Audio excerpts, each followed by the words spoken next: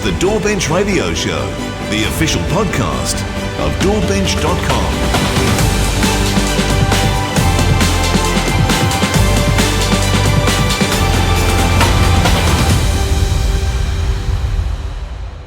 Welcome to the DAWbench Radio Show. I am your host, Curigliano of AAVIM Technology in Melbourne, Australia. And I'm joined again by Pete Brown of Microsoft in Maryland in the United States. How are you today, Pete? It's been a week, Vin, but I'm excited to be on the show. It's been a week. Hey, and you may have noticed over the last couple of shows that I've actually caved and I am now pronouncing Maryland exactly as you guys pronounce it locally. Out of due respect, because I do work on pronunciations quite a bit on the shows, you know, I thought it's about time I start pronouncing it correctly, which is Maryland. But that doesn't mean I'm going to start calling Queensland, or Iceland, or Finland, or even Disneyland. Nobody says Disneyland. I don't know why that's an exception. I probably because the lawyers come out if you mispronounce it. Yeah, probably. And I'm not going to say, you know, Queen Mary. I'm not going to call her Queen Queen Maryland. So anyway, that is the reasoning, Pete. You haven't kind of mentioned, and you've gone, hey, you've gone and started pronouncing it correctly, Vin. I thought, yeah. Vin, I'm sorry to say I didn't notice, but I'm glad I've been able to force my culture on you like we're known to. So look, after 5 years, bro, of I thought I'd better start pronouncing it correctly, just out of due respect. So there you go. I do say Melbourne, and which I think is pretty close. You don't say Melbourne, so which is good, or Brisbane, or Brisbane. So I'll give you that. Yeah. So you know, we're both guilty of kind of butchering the English vernacular at particular points, but you know, there you go. So Maryland it is from now on. So those listeners that were getting an eye twitch every time I said Maryland, you guys are now. I don't know. It sounded like a happier place, but yeah, I think it's all good. I appreciate the effort. But are you saying that about the chicken and the cookies or whatever down there now? Oh, no, the Maryland chicken thigh at the chicken shop? No, that has to be Maryland because they wouldn't know what the fuck I'm talking about.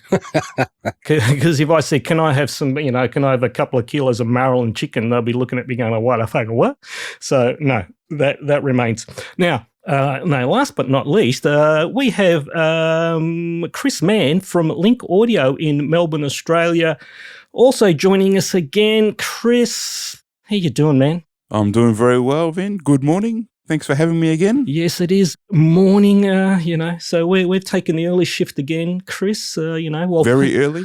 Yes, while Pete, you know, he just sits there and he's there in mid-afternoon, you know, he's had a couple of bourbons, he's kind of all relaxed. And sounds good. Yeah, thank you for your service, guys. I appreciate it. Yeah, thank you. Freaking ass o'clock in the morning. What's it, like 5 or something? It's exactly 5. Yeah, it's right at 5 a.m., you know, and I had the dogs and the cats both going, Chris. Oh, did you? Okay. They're like, oh, Dad's awake. Meow. Yeah, what's going on? It's dark. Woof. Yeah, what's going on? Oh, there you go. Hey, I think what we should do is just to kickstart this, let's have an overview of what you guys have been up to. So let's start with Chris. Is there been anything kind of exciting in the world of Link Audio? Very busy. There's always exciting in wholesale. It doesn't really stop, you know. You start the year. We have our Christmas holiday summer break in December and school rolls in and then you get busy and then suddenly it's June.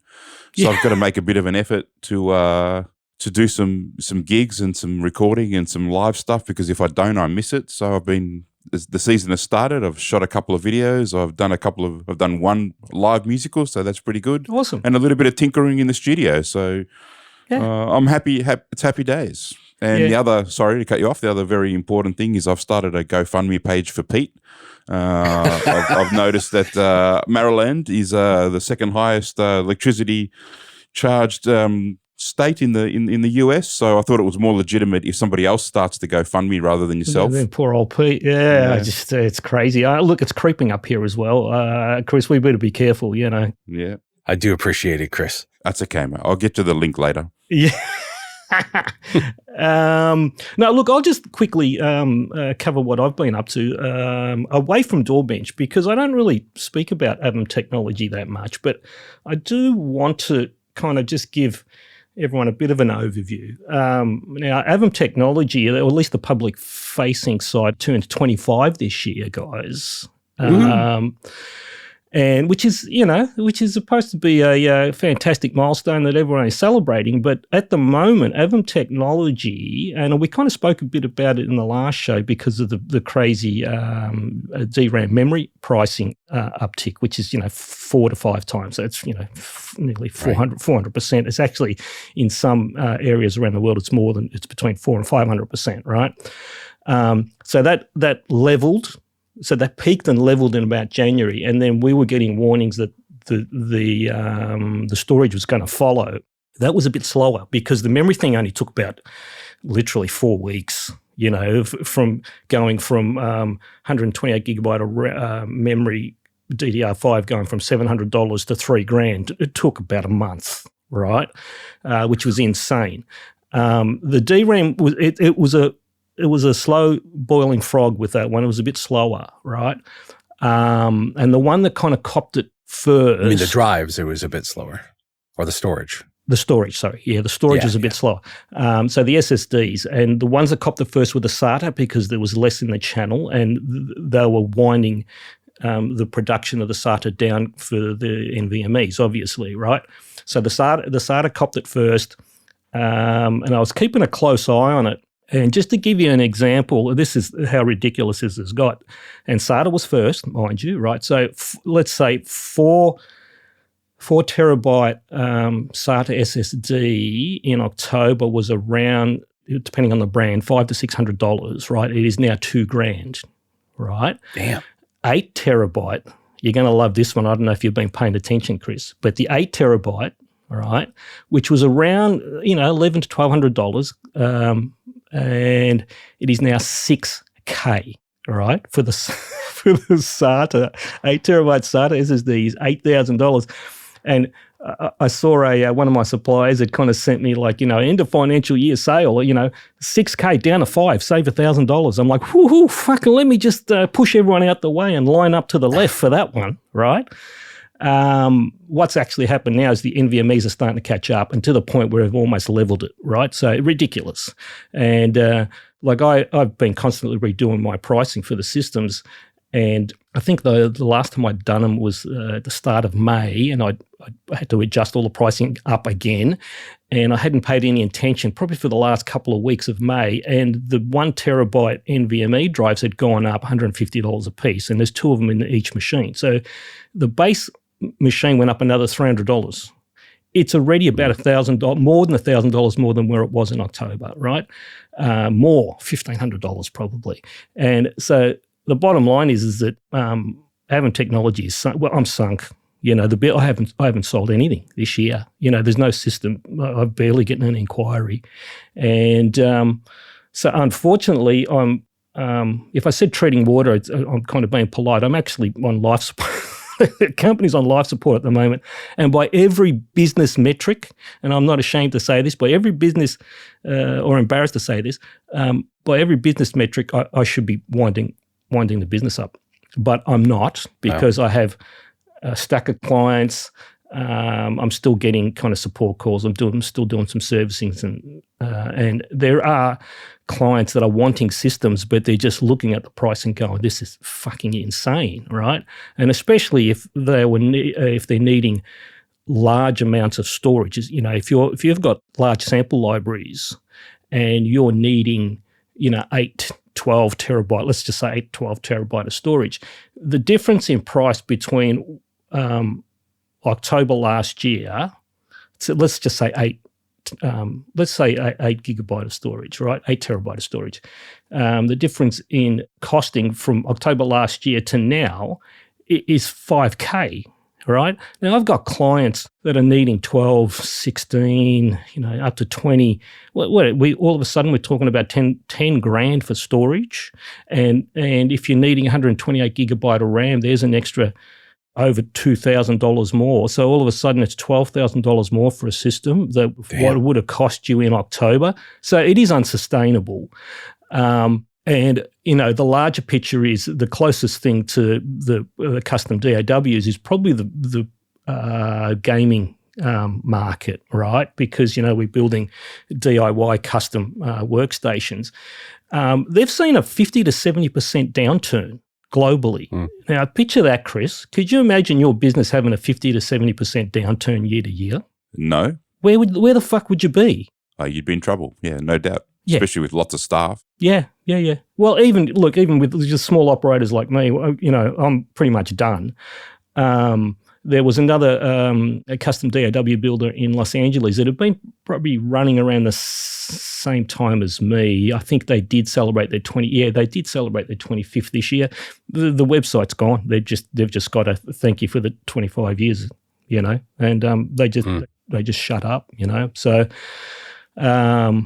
I don't know how the other custom guys are doing, I think Pete over at Scan's okay because he's under an umbrella of a larger company and he runs the department. But, I know that they're kind of hurting as well. So there we go. I'm just holding out as best I can and hoping that the so-called AI boom turns into a bust because that's the only thing that's going to kind of save me at the moment. But there you go. So that's not exactly happy. I didn't want to kind of bring the... No, but damn, Vin, needs to be said. Yeah, I didn't want to bring the vibe down, but I thought, it was worth kind of saying. So now with DAWbench, I haven't been doing an enormous amount. I'm not of testing because, I wrote a stack of reports and I did closed off on a stack of testing earlier this year. But what I have been doing is I have configured and developed a couple of additional synth sessions because I wanted to go back to just primarily using the Surge Synth Team instruments. So one of them is Surge XT, one synth challenge, and the other one has got some of the OBXF in there as well. I am going to be dropping the vibe. Actually, I won't drop it. I mean, the session will stay there, but officially, once I've released these, the one synth challenge one is going to be the official one. The only reason it isn't out at the moment is that there was, with the current final release, there is a problem once I start stacking the polyphony tracks up where it actually crashes out Reaper. Now, I've spoken to some of the dev team over there, and the dailies have fixed it, but I can't release it and expect people to download like a daily, beta build. Right. So once that gets done, then those they'll get released. The other thing that I've been doing, and this is kind of following on from what we were chatting about in the last show with the NVIDIA situation, where it was all a bit up in the air. The hope was always going to be that, that was going to be a positive outcome with, after it went into that receivership. Well, it wasn't receivership. What were they calling it? You're talking about NI or? Yeah. What was? Oh, sorry. You said NVIDIA. Oh, sorry, not NVIDIA. NI. So what was that? Administration? It was like an insolvency thing. Yeah, insolvency. That was the word I was looking for. NVIDIA. I got NVIDIA on the brain.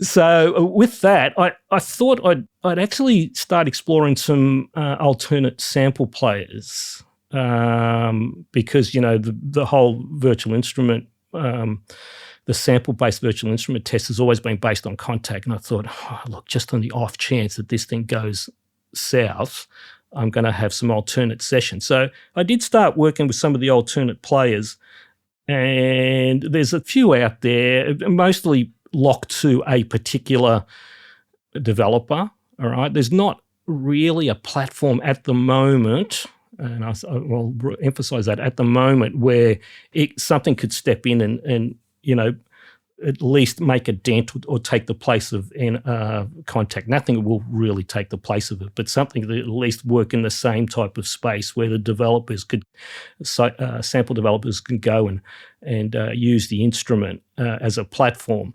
Most of them are actually opting to do custom builds of sample players, But let's be honest, they're not developing them. They're actually a third party, and it's kind of interesting of who's actually supplying that tech.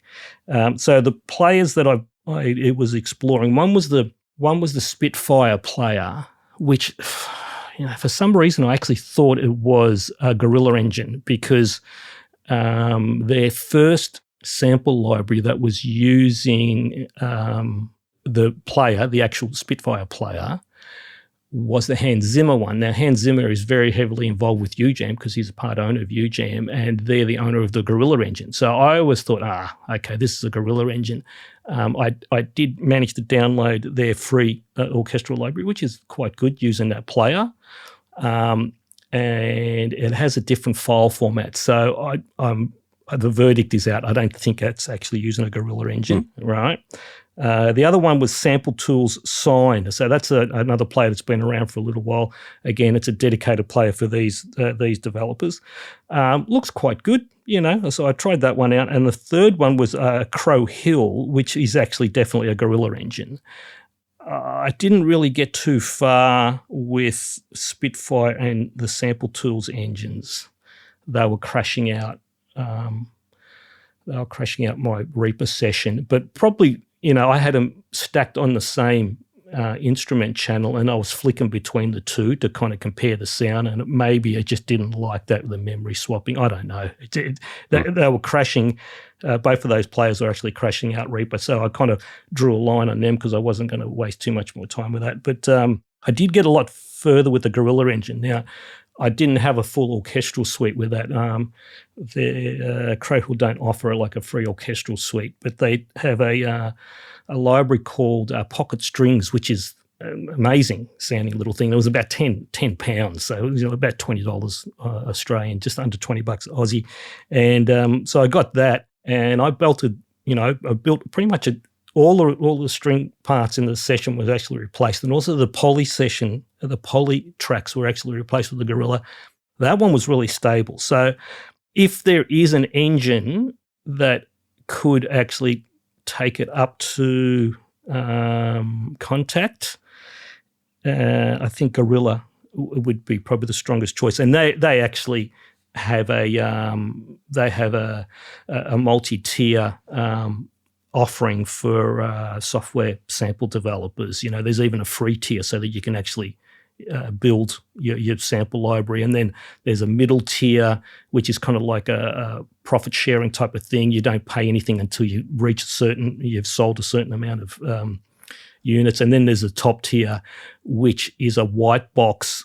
There's a white box license where you don't even actually have to tell anyone you're using Gorilla Engine. And apparently there's dozens of instruments under that white box, but I can't pinpoint which ones they are, except for Crow Hill and UJAM at the moment, right?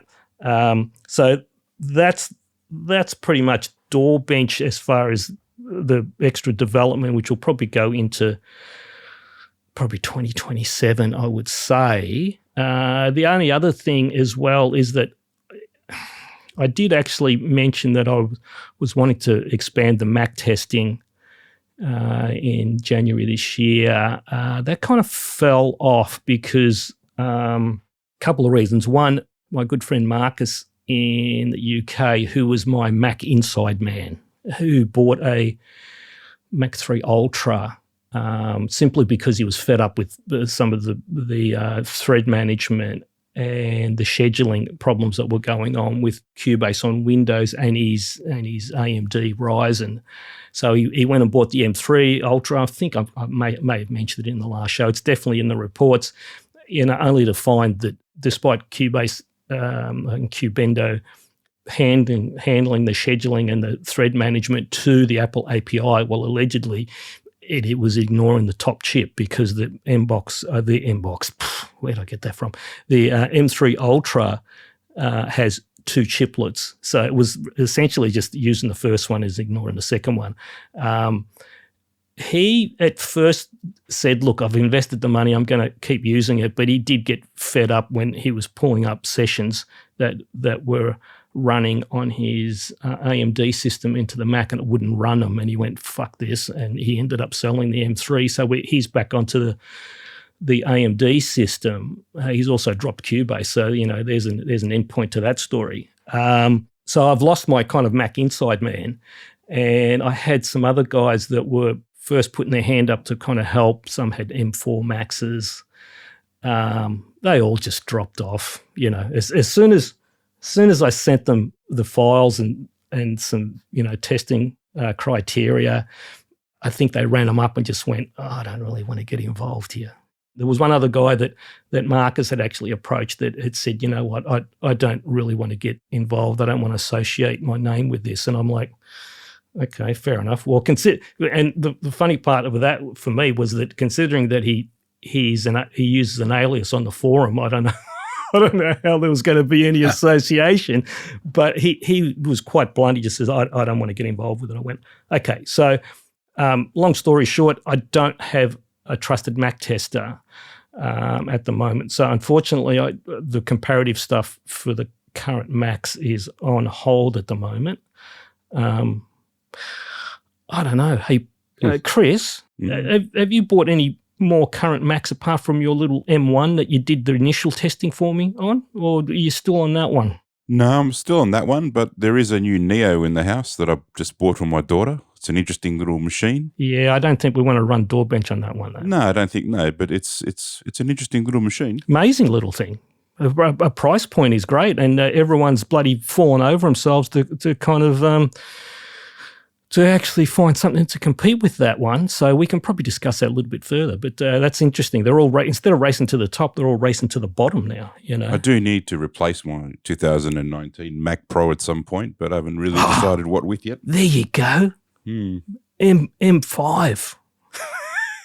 Something. And then I can rope you in and you can do some DAWbench testing for me as well, Sounds good. At least I know that you're not going to be emotionally attached to whatever it spits out. That's the problem I think I'm having at the moment, is that these guys don't really want to commit to it, because if it's not going to deliver the numbers that are showing it as being, vastly superior, they don't want to get involved. So that's okay. So it's frustrating though, because not you, me, I can see that there's leaps and bounds in processing speed and workflow with people in photography and video and film and animation. I don't really know that's happening on the audio side. No. The lack of use of the GPU cores and accessible resources that are available. And I think that's kind of part of the problem. That's generic. I don't think that's particularly Mac. I think it's the same as going on with ARM a little bit, so yeah, we still need to know, though. It's still interesting to know, because they are big investments still. Mac Studio in an M4 Ultra or current generation is still a lot of money. Yeah, and of course it is. And you made the point about why aren't they using the GPU resources? And again, I'm not convinced that there's going to be a massive move towards that. There are some of the machine learning algorithms that are actually, some like the stem separation in some of the apps I've been reading are actually, you can actually move it to the GPU. So look, there could be some movement there, Chris, and I'll actually. I hope so. Yeah, I'll be the first to admit that I was wrong, because I kind of, not fortunate, but I was debating you on that one, whether I didn't think it was going to move to the GPUs. I thought it was going to move to the NPUs, actually. But there's plenty of available. I mean, there's still rendering, there's still export. There's things where that processing power can be used. Yeah. I don't know. It needs to be a bit of a change of the way that some of this. I mean, I get it. They would need to almost rewrite the software, but we want to hope that down the track you can spend half of what you did 5 years ago and feel like you've got more power and more plugins available to you. But I don't know that that's really happening. No, and I think the GPU thing is the real-time aspect of it as well, and the thread management. And we're having enough problem with the thread management on the CPU cores. So could you imagine you're going to start throwing real-time, low-latency thread management into GPU processors? It might be wishful thinking. Yeah, I don't think it's going to be happening. So, yeah, look, I've got my eye on it, and if you do get a later Mac, yeah, you're going to be my man, Chris, if you don't mind, because then at least I can trust you that, one, you can actually run the tests, and two, that you're not going to have a coronary if it doesn't deliver exactly as you're expecting, So there you go. So I'm not overly angry about it, because I was kind of half expecting that the Mac testers that I was, conversing with wouldn't be overly happy with some of the results. But, there you go. So that's DAWbench. I think we could move on. And this is going to be kind of like a short one for, the music. Hey, Vin. Yes? You skipped me in the beginning. I skipped you. You skipped 2A on your stuff. Oh, Pete, forgive me. There we go. We're going to, because I got kind of wrapped up in my AAVIM technology thing. Yeah, no worries. Yeah, no, sorry, bud. You want to just pretend like that didn't happen and cut in? Yeah, I'm not going to edit it, mate. We're just going to roll back. Oh, all right. So, Pete, let's do a catch-up on ongoing work with MIDI 2 native ASIO driver, because I just personally, I thought it would have been out by now, but can you give us a bit of a rundown of why are we behind or are we on schedule? Where are we with both of those, Pete? Sure. Well, MIDI 2's out, yeah, right? Yeah, there's been a bunch of stuff out. And we should probably not call it MIDI 2, because unfortunately that's because whenever a bug pops up, people say it's a bug in MIDI 2, but it's not. These are all MIDI 1 devices, MIDI 1 APIs and everything. It's just all part of the Windows MIDI services update we put out.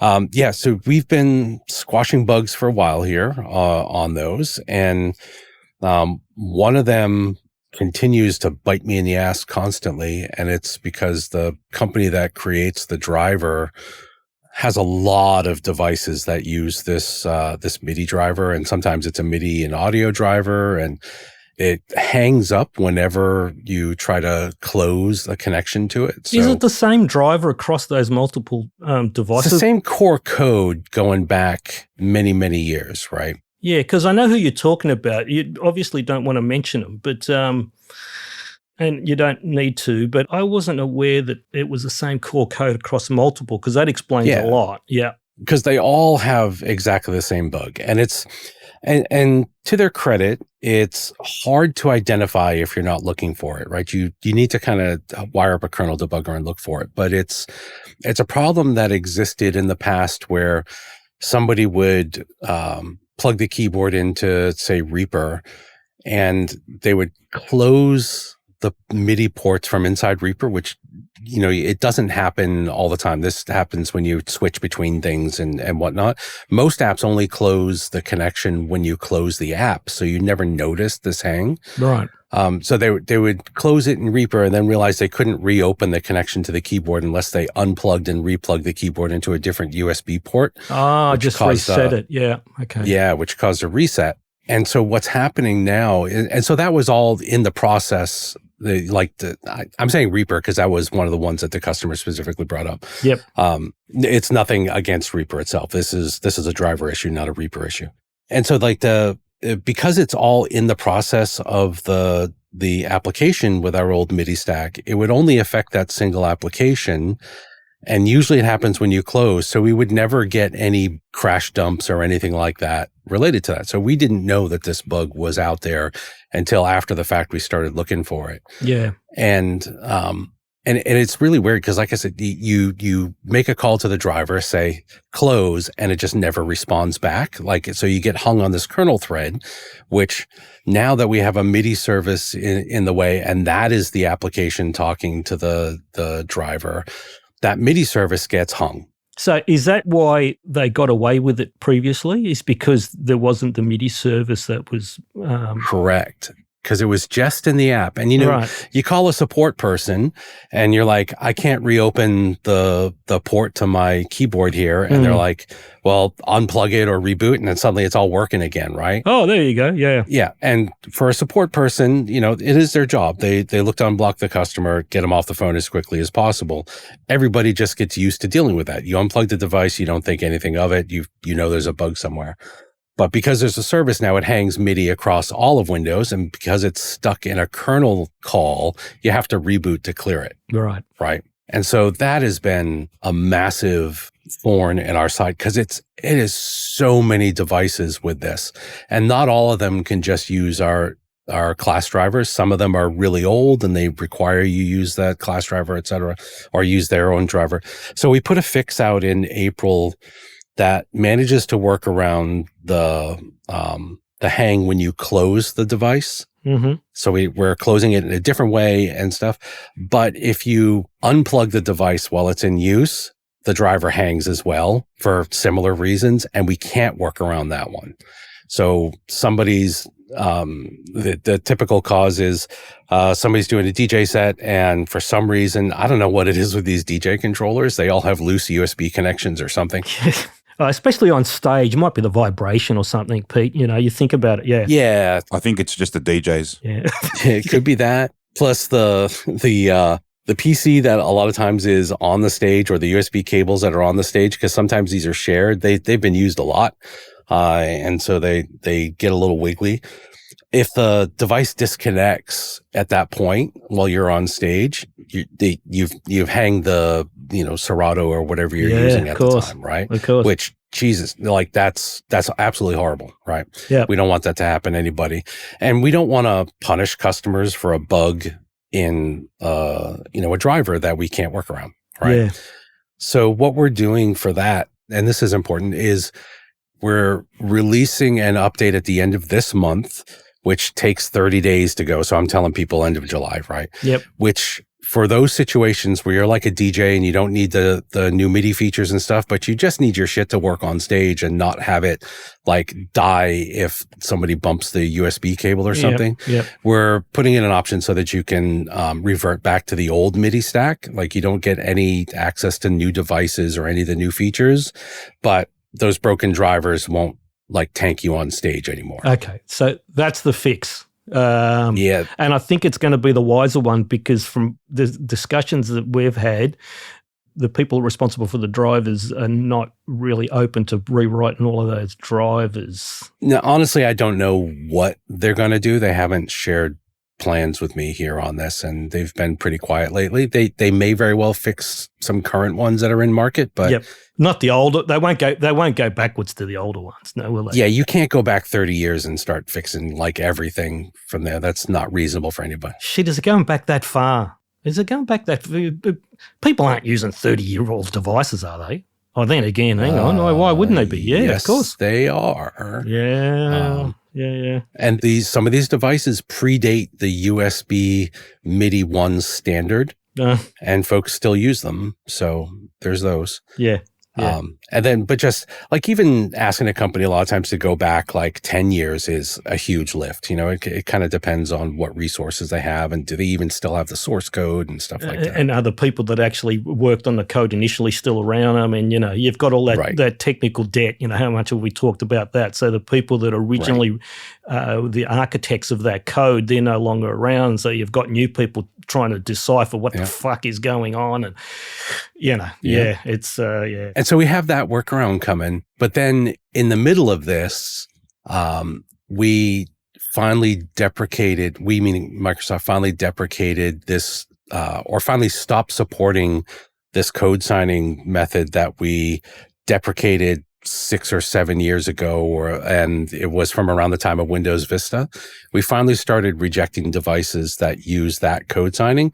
And guess who has a whole bunch of devices that use that certificate? It's the same company, unfortunately. Yeah, fuck. So, and those you have to go in. There is a way around that for Windows users who really need to access that, but they can go in. There's steps for removing the policy, but the reason that policy was put in is because that old signing method you couldn't validate that the certificates didn't get abused or used by a malware author or something like that. Like the chain of custody is not clear on those. Of course. And so it's not that we don't trust the driver, it's that we don't trust the certificate and don't know if somebody else could have done that to make a bad kernel thing for your PC. So. Yeah. I was on VI Control earlier this morning, and I saw a post where you had actually responded, and it was for an old Avid, the guitar/audio interface, the 11, and that you just explained exactly I think was that the same problem with the driver? He couldn't get it to sign correctly or something. And I think that was the same one. Yeah. yeah, There's been a bunch of these, and I hate that it's making it so people can't use devices. But at least we do have a workaround. So if you do want to use a device, the workaround puts you in no worse state than you were before we pushed the policy out. Yeah, perfect. But it causes a headache for folks to have to go in and do well, that. I mean, they've got to trip over it first, and then they're what the fuck, you know? And I've seen some of the exchanges that you've been dealing with on some of the forums, and you could probably cover some of that in the trenches, because some of those were like, come on, really, guys? I've been doing a lot of support for folks. Yeah. The other stuff you asked about ASIO as well. Yeah. So we've got so Yamaha is still finishing up. They're very close on that, and it took quite a bit longer than we expected, because I think so. Yamaha is really good at all the support for all the musician devices. But I think they didn't quite realize what it meant to be a full replacement for our existing USB audio to driver, which means you have to support every freaking device out there, like conference phones and docking stations and all this long tail of shit that you just need to make sure works. And so they've been adding support for a lot of that. And there are companies that are relying on us to ship this driver in Windows because they don't want to ship their own driver anymore. Yep. So we're trying to push to get, this built inside Windows so that we can release some sort of out-of-band preview that people can install separately, instead of, like for MIDI, we originally put everything in, the insider builds, but then we found out there are no musicians in the Windows insider builds. No, nobody, because nobody stumbled across the bugs with the drivers and third-party stuff at all in that program. Sure. So we think that would be a waste of time to release it there for musicians. So the plan is for it to be a separate installer that people can go in and put out, and trying to get that done here in the next few months so that we can get that released out. Yep, that'd be nice. I'm looking forward to that, because that I actually like the Yamaha driver, and depending on the controller, which is kind of the thing, depending on the controller that is being used on those Steinberg/Yamaha interfaces, the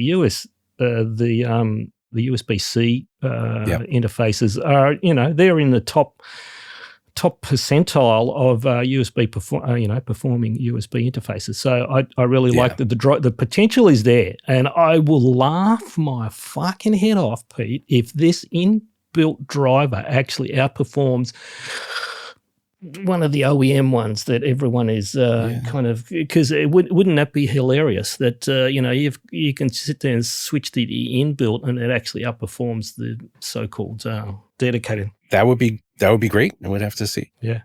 It's a little bit generous. I'll be honest with the native ASIO, because there's going to be a lot of companies that won't have that expense of having to write an ASIO driver. Yeah.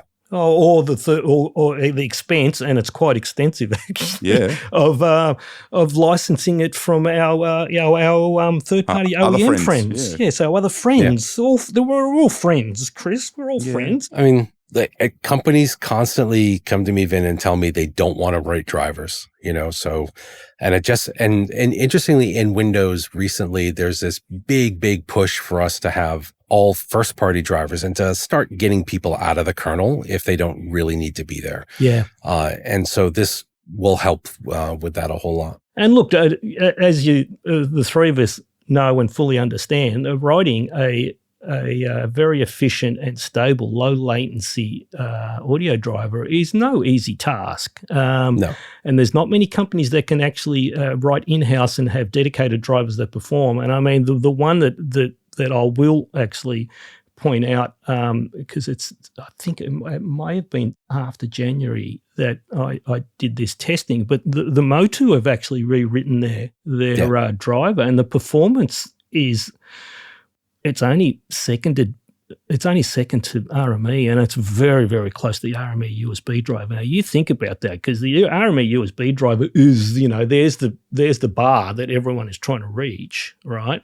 The Yamaha one is, close, but the Motu one is actually better. So they kind of pulled out some stops, and because the Motu in-house drivers have been Average. yes, inconsistent at best over the years, even all the way up to their Thunderbolt drivers. But, mate, the current ones, I've got to tell you, they're snapping at the heels of the RME drivers. And must have some new talent in the building. Good to see. I think so, yeah. And look, you know, I communicate with the team there, and they're actually – they're receptive, and I'm kind of quite happy about that, because I've been in two minds with Motu. Well, not two minds. I've had love-hate relationships with Motu over the last 20 plus years, and but you know, when they get the driver right, they get the driver right. And like Pete was using his Motu 424 PCIe device up until earlier this year, where you replaced it with the RME stuff. But that driver was always been fantastic. Yeah, that driver was fine. The hardware had some known chip rot after I forget how many decades of use. But yeah. No, and you connected me up with the Motu folks. They are super smart, and I'm glad they're putting out good code. Yeah. And look, I'm very happy that they're kind of moving forward with that, because the driver is actually good, and it's good that they have focused and look, it's not like I was testing the M2 device, and it's not like the M2, the initial M2 driver wasn't good. It was actually, you know, better than most, except for Yamaha and RME, right? And they went back and rewrote and optimized it. And now I hadn't even realized that until they released the Windows and ARM driver, and I went, hold the fucking phone here. Why is this?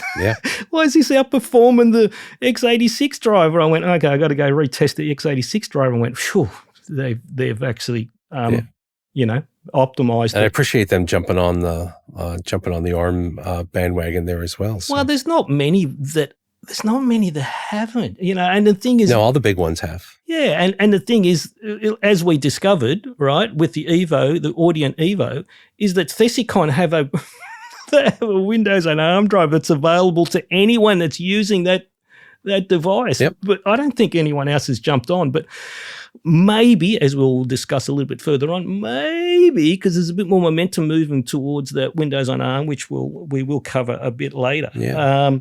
So, have you finished up there, Pete, or you got anything else you want to add? One other quick thing. So we'll talk about an ARM. Yeah, but that's mostly what I've been working on for the past 2 years is the stuff that was just announced. So we'll talk about that. But the other one that I was very excited to see the other day, that a product called Metagrid. I don't know if you guys are familiar with that.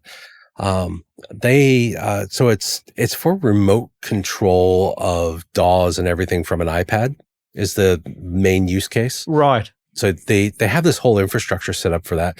I was pleasantly surprised to find out they went live with our preview MIDI SDK, and they're using all the new stuff in the stack and using that for creating virtual devices and things like that, which is fantastic. And then I've reached out and talked to them a bit about some things, because what we've decided to do is kind of the last step in this is all the MIDI app SDK stuff has been shipped out of band for a while. We've been releasing that on aka.ms/MIDI. And that was the plan for a while, because we didn't have any options for like regular servicing inside Windows when we started. It was going to have to be that, you know, you had to make sure it worked on Xbox and HoloLens and everything else, and you could only service it once every 6 months or a year or something, which just wasn't going to work for us. But now that's all changed with this monthly release cycle that we have. And so that whole SDK is going to be going into Windows in a few months here, so that there is no more kind of juggling around outside. You have to download this and download that and install that. So it'll just be built in. Yeah. Okay. Well, cool. Awesome. Yeah. Onwards and upwards. Now we can move on. Music Tech Business Roundup and Acquisitions. This is going to be a kind of a really short one, because we're only going to be really talking about one company. And, you know, we had a very long discussion in the last show about the situation that Native Instruments was in with the insolvency. And, you know, everything was a bit up in the air. Was it going to get split up? Was someone going to be buying it outright? We were talking about $300 million debt. Someone was going to be copping it. So someone was going to be wearing that. There's no fucking way anyone was going to be paying $300 million for that.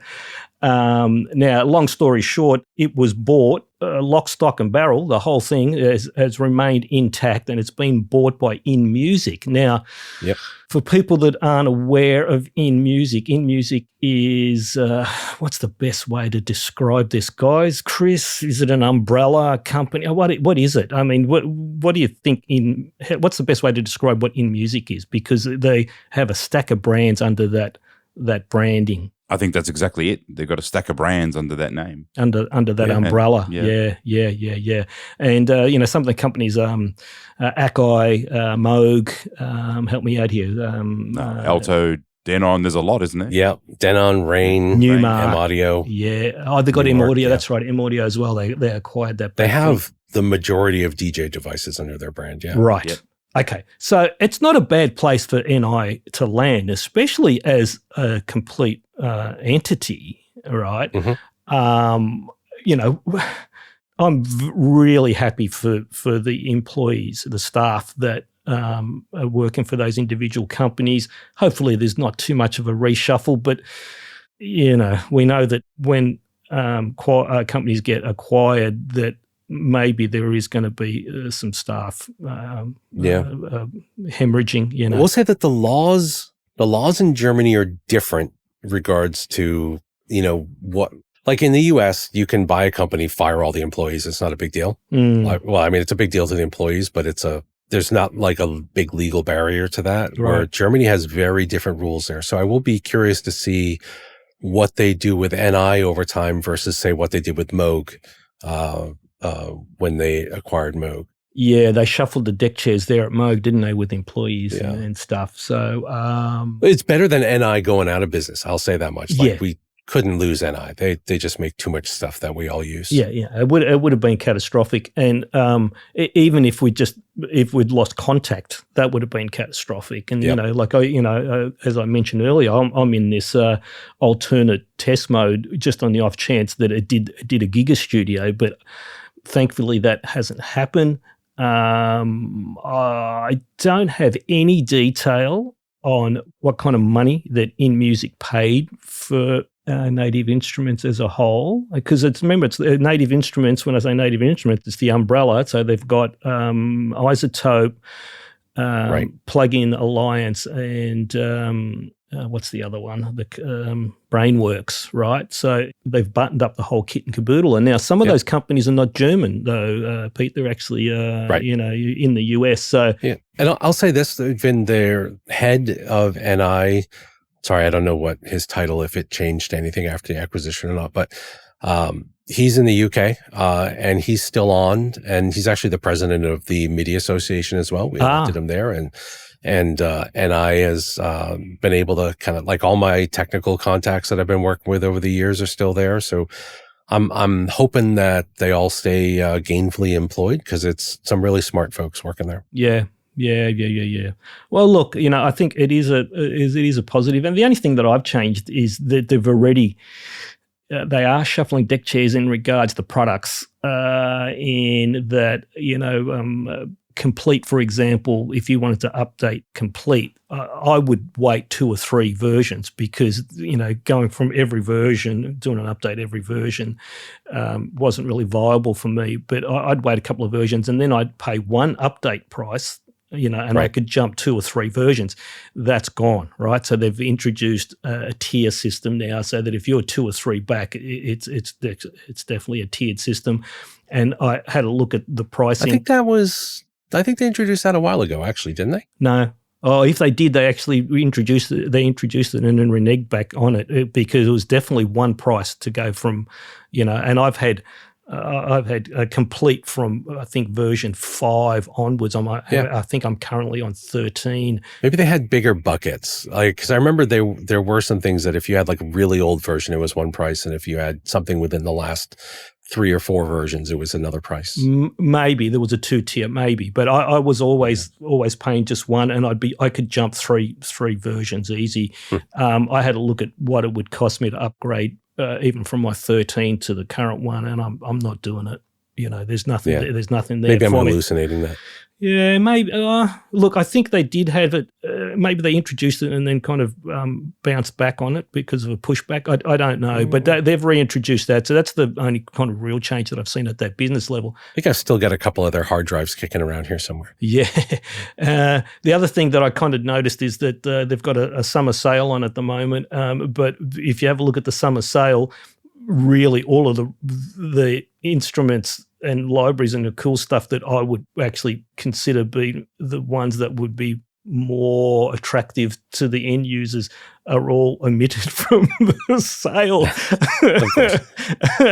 So, yeah, I don't know. There you go. So that's the kind of, small changes. Thankfully, I haven't been getting flooded with spam mails because that was kind of happening at various points, even to stuff that I wasn't even, subscribed to. Chris, have you got any thoughts on that? No, you've covered it all. I think it's good that it kept. I mean, the last thing we would have wanted is for the license service to turn off and the whole thing go away. That would have been a tragic outcome. So there's a real possibility. Onwards and upwards. Yeah, absolutely. It's a lot of stuff, right? So, I mean, even if they don't make anything new for 6 months, there's still a lot of stuff to sell. A lot of software. Yeah. Well, look, let's just see if they keep innovating, whether they start scaling back on the hardware, because they do have some crossover stuff now. That was one of the fears that within music having Akai, that some of the drum MPC versus I can't remember the NI. What's the NI drum machine platform? The Tractor? No, not Tractor. Machina. Machina, yeah, all of that type of stuff. So there is some crossover. Well, let's just see, I mean, it's very, very early days, but thankfully it's been saved. We don't have the dollar value. I would say that in music would have been— Keep it quiet. Yeah, they would have been pretty aggressive and that deal apparently from little birdies are telling me that had been kind of in negotiation and settled, not settled, but in negotiation and close to settlement almost within a month of that announcement, right? So there was they were always saying, we're in negotiation. And then the American arms, Isotope and stuff, saying we're not even party to this. We're not even going to be affected. So there was definitely some shakes and moves. I've got a few contacts in the industry that I might be able to kind of weasel a number out of. But they've got a good track record. I mean, they've taken some brands that were pretty much dead in the water and resurrected them. So yeah. I don't think that was a case for NI. But if you look at things like Alto and a few bits and pieces, I mean, they really turned some of that stuff around. So shared resources, still smart people there. Akai as well, I think, was probably not in a death throw, but they were in a downward, Oh yeah, and M Audio and stuff. I feel like we're heading towards, one of those cycles where we have 3 or 4 groups that own everything. Because we got whatever Behringer is. I forget what they're called. We have the Focusrite Group, which owns a ton of stuff, including Ovation, not Ovation, Oberheim and Oberheim, Sequential, Atom, on and on. Yep. And then we have In Music. Yeah. Look, I'm gonna be optimistic and say that it is a positive that it survived. Yeah, and definitely, it's almost back to business as usual, especially for the contact eco, the environment there. So I think that's a good thing. All right. So let me just add one thing to that, Vin, because I think a lot of people in this industry don't realize how close the margins are for these companies that are out there and how close, these can just turn on a dime. And folks think, well, something will never go away, or the license service will never go away, or I remember, what was it? There was a synthesizer I loved that I used to use way back, and Apple just bought them one day and made it part of Logic and turned off the Windows part. Yeah. These kind of things can happen, and you can just immediately lose access to the stuff that you have. So, really good to keep up with these. Yeah. What was the name of that? I was actually working with one of the developers here in Australia. I built him a couple of systems and they gave me a stack of that software and the libraries and stuff. And then I got a cease and desist letter. Literally, like, uninstall everything, destroy all your copies. We need proof that you've destroyed the copy. I've gone, what the fuck are you talking about? Right. I remember you said that. I've gone, what the hell? What was that? Alchemy. Was that? That's it. Alchemy. Yep. Great synth. But yeah, they were in this blind panic because they were obviously getting bored out. And then I don't know why they saw me as any type of threat. Can't imagine why. Oh, no. Well, there you go. Thanks, Chris. Thanks for the support.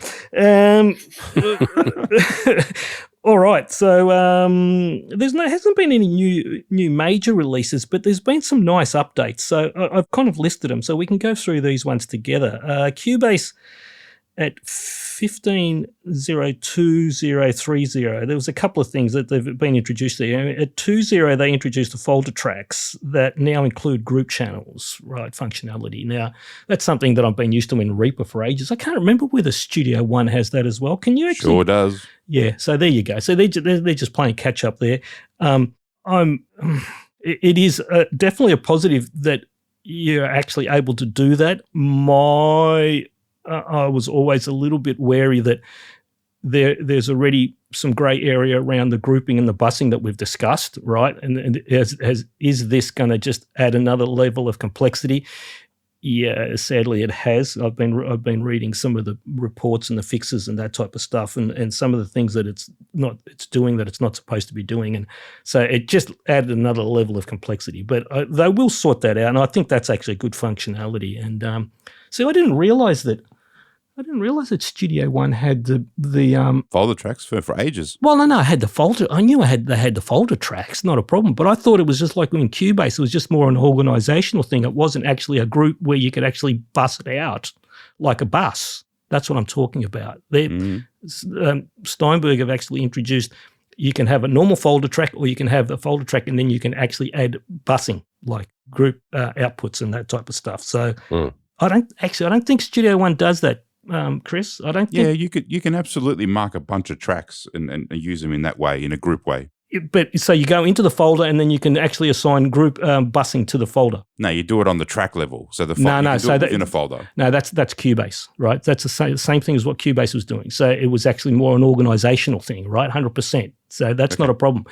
They've actually added another level, right, where you can have a normal folder track, and then you can have all of the grouping and the busing and everything else at the track level, and then you put it into the folder, right? That's always been there, and that's how I've always used it. Reaper, you can use the folder track because in Reaper, a track is a track is a track. It can be anything. The folder track itself could actually have its own busing and grouping, right? That's what Cubase has actually introduced. So nice. So that is actually nice.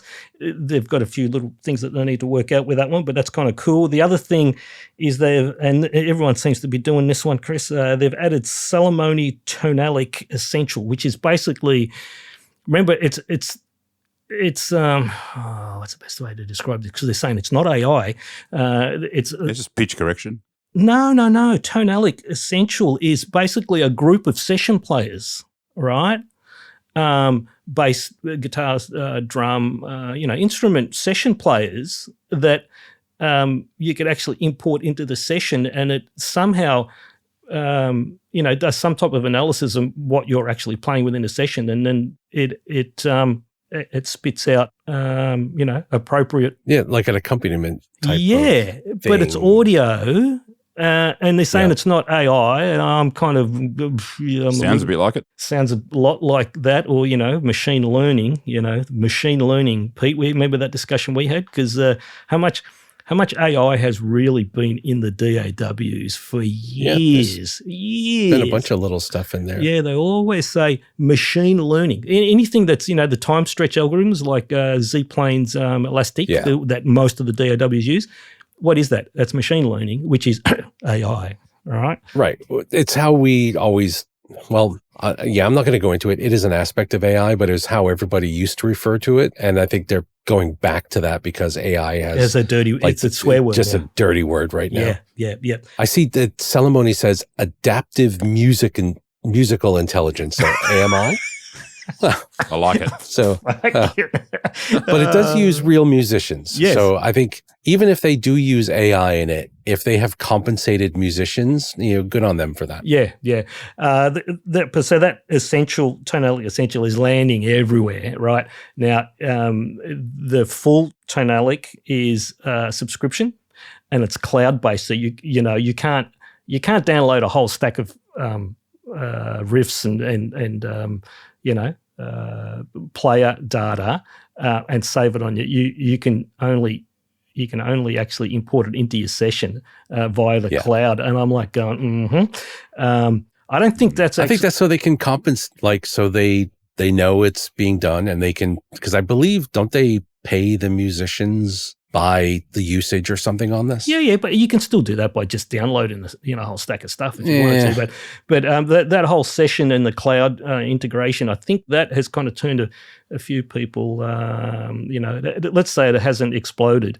So the tonalic essential that they're bundling in the DAWs at the moment, that's actually a perpetual license. It's not a.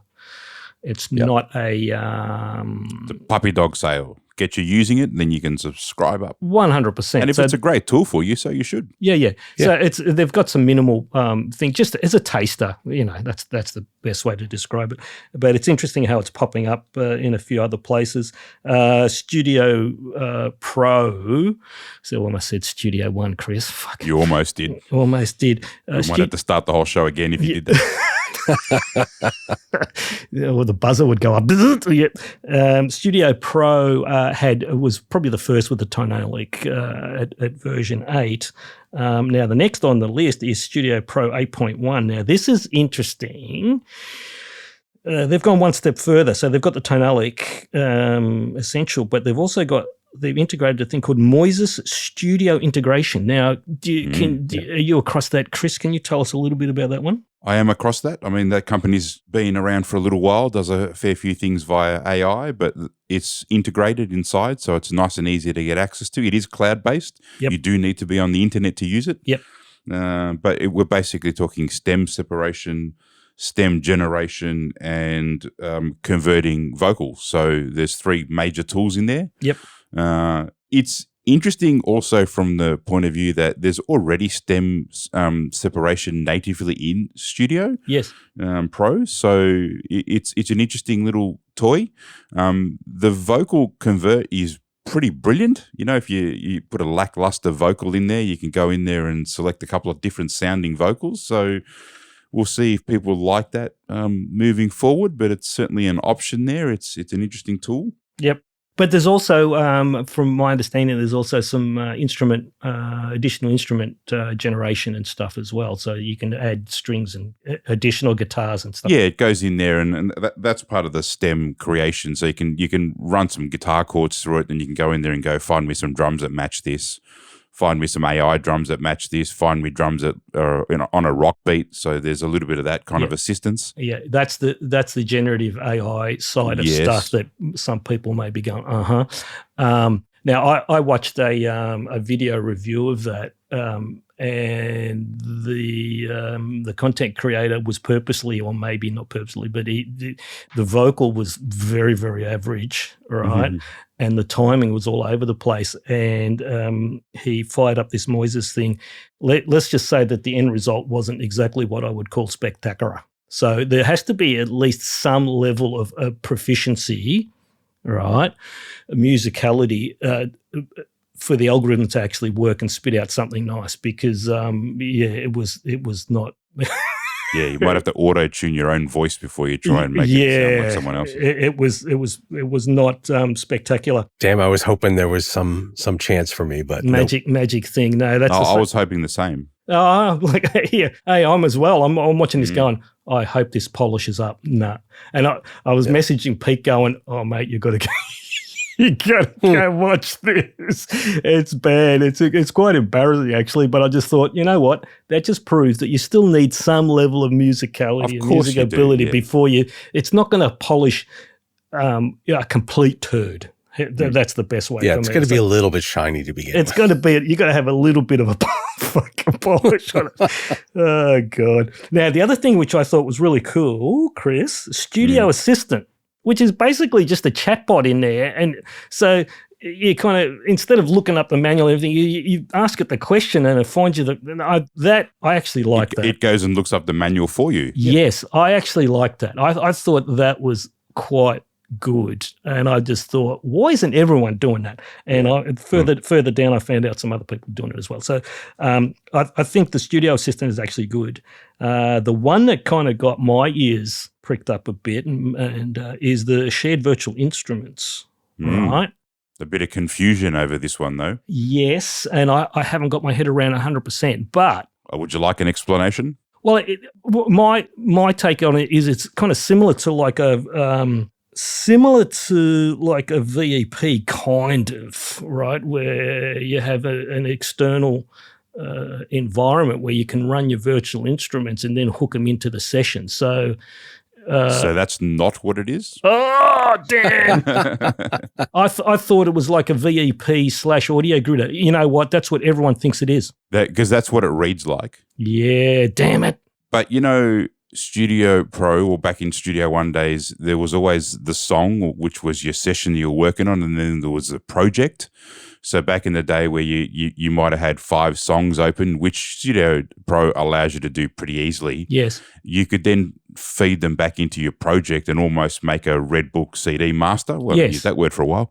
And that was kind of always the ability. So what this now does is it allows you to open the virtual instrument you're using once as a template, and then it allows those 5 or however many song sessions you have open to share that one virtual instrument so you don't have to open it 5 times.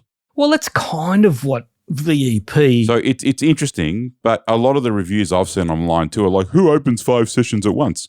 But if you are doing that, that's what it's doing. So it's curving your resource usage on that, but you can sort of have it like a template. So when you start a song, you can sit there and go, well, I always want it to load Contact Player no matter what because I use it all the time. And it'll literally only load one instance of it across multiple songs that you might have open. Well, this is my understanding, and just tell me if this is incorrect, especially with the template, right? So how VEP and Audio Gridder works, right? We'll just put it into that context, is that, and it runs in a separate process. This is why I was fucking hoping it was, right? So let's use VEP. So VEP runs it's a standalone application, runs in its separate process. Usually, well, in the earlier days, everyone was running it on separate machines. Now you run them on the same machine, if you've got enough RAM. And then you build a large template within VEP, right? And so here's your user case scenario. So at the start of the day or the start of the week, you load, 64 gigabyte, 128 gigabyte orchestral template, right, into VEP. During that work day or work week, that that session stays up, right? And then you can open and close your DAW sessions, right, without having to reload that whole 128 gigabyte of RAM, right? So that's how the VEP and Audio Gridder work. It kind of read like that's what it was doing, that you could build a template up and you could have, say, 16 instruments, right, as a template, and it's sitting there, and then you can flick between opening and closing sessions or having 5 sessions open, and it's always accessing that. So it's kind of similar. It kind of does work that way, but you have to have Studio One open. It doesn't work with a external program. So it sounds like something specific to Studio One, because it's one of the only ones with the whole song approach to this. Oh, no. Yeah, no, 100%. I wasn't implying that it's actually going to be running. But it might be in the Studio One process and just shared across these other songs. That's the thing. So I wasn't implying that it's actually a third party thing that you can Cubase or Reaper can tap into. No, not that. It doesn't sound like a separate process or a separate PC or anything. No, I don't know. Chris actually knows what he's talking about. I'm going to show. I was using it last week. No, it's cool. It's just you have to have your Studio One open, and then it engages, and then whatever you open with your Studio One open has ability to access it. As soon as you shut Studio One down, it's gone. Yeah. So, okay, so I'm going to put it this way, right? It is like having VEP or Audio Gridder internally, right, 100% integrated within Studio One. So would that analogy be correct? Yep. There you go. So that's actually good. That's a good thing. The guys over at VEP, have now asking me, going, can you test it to see if it's running in a separate process and does multi-processing, and scheduling differently to, okay, I'll get to it at some point. There's a couple of other real quick ones on the 8.1 update that I found really interesting that are not getting a lot of airtime. Yeah. And that is there's a new pitch correction plugin called Voice Tune, which is actually a native pitch correction, which is nice. Never really had that before. Right. But the one that I find a little bit more interesting is there's a thing called Pitch Curve. So you can go in and select an audio element like a waveform in your timeline. And instead of loading a plugin to do that, you can just select part of your waveform and do your pitch changing in just that part. So if you've got a track that is mostly okay, but you've maybe got a couple of words that are not right, you can just go in and mark those as a track edit, which is kind of nice. I'd probably use that quite a bit. The other big one, and wait for it, 3-button mouse support. So if you're running one of those 3-button hang on, I'm speechless. Wow. Yeah, I know. It's a big one. It's a big one. It's definitely worth paying the money for. So I don't know how many people are running a 3-button mouse, but that one just made me giggle. And there you go. And just before we move on from Studio Pro, Chris, now I got almost scolded during the last episode where I called it Studio Pro 8 and you went, Vin, there's no 8. I've gone, what? And then I went and changed on my web store all of the bloody listings and got rid of the... Yeah. No. Going again. No. That's, hang on, Chris. Wait.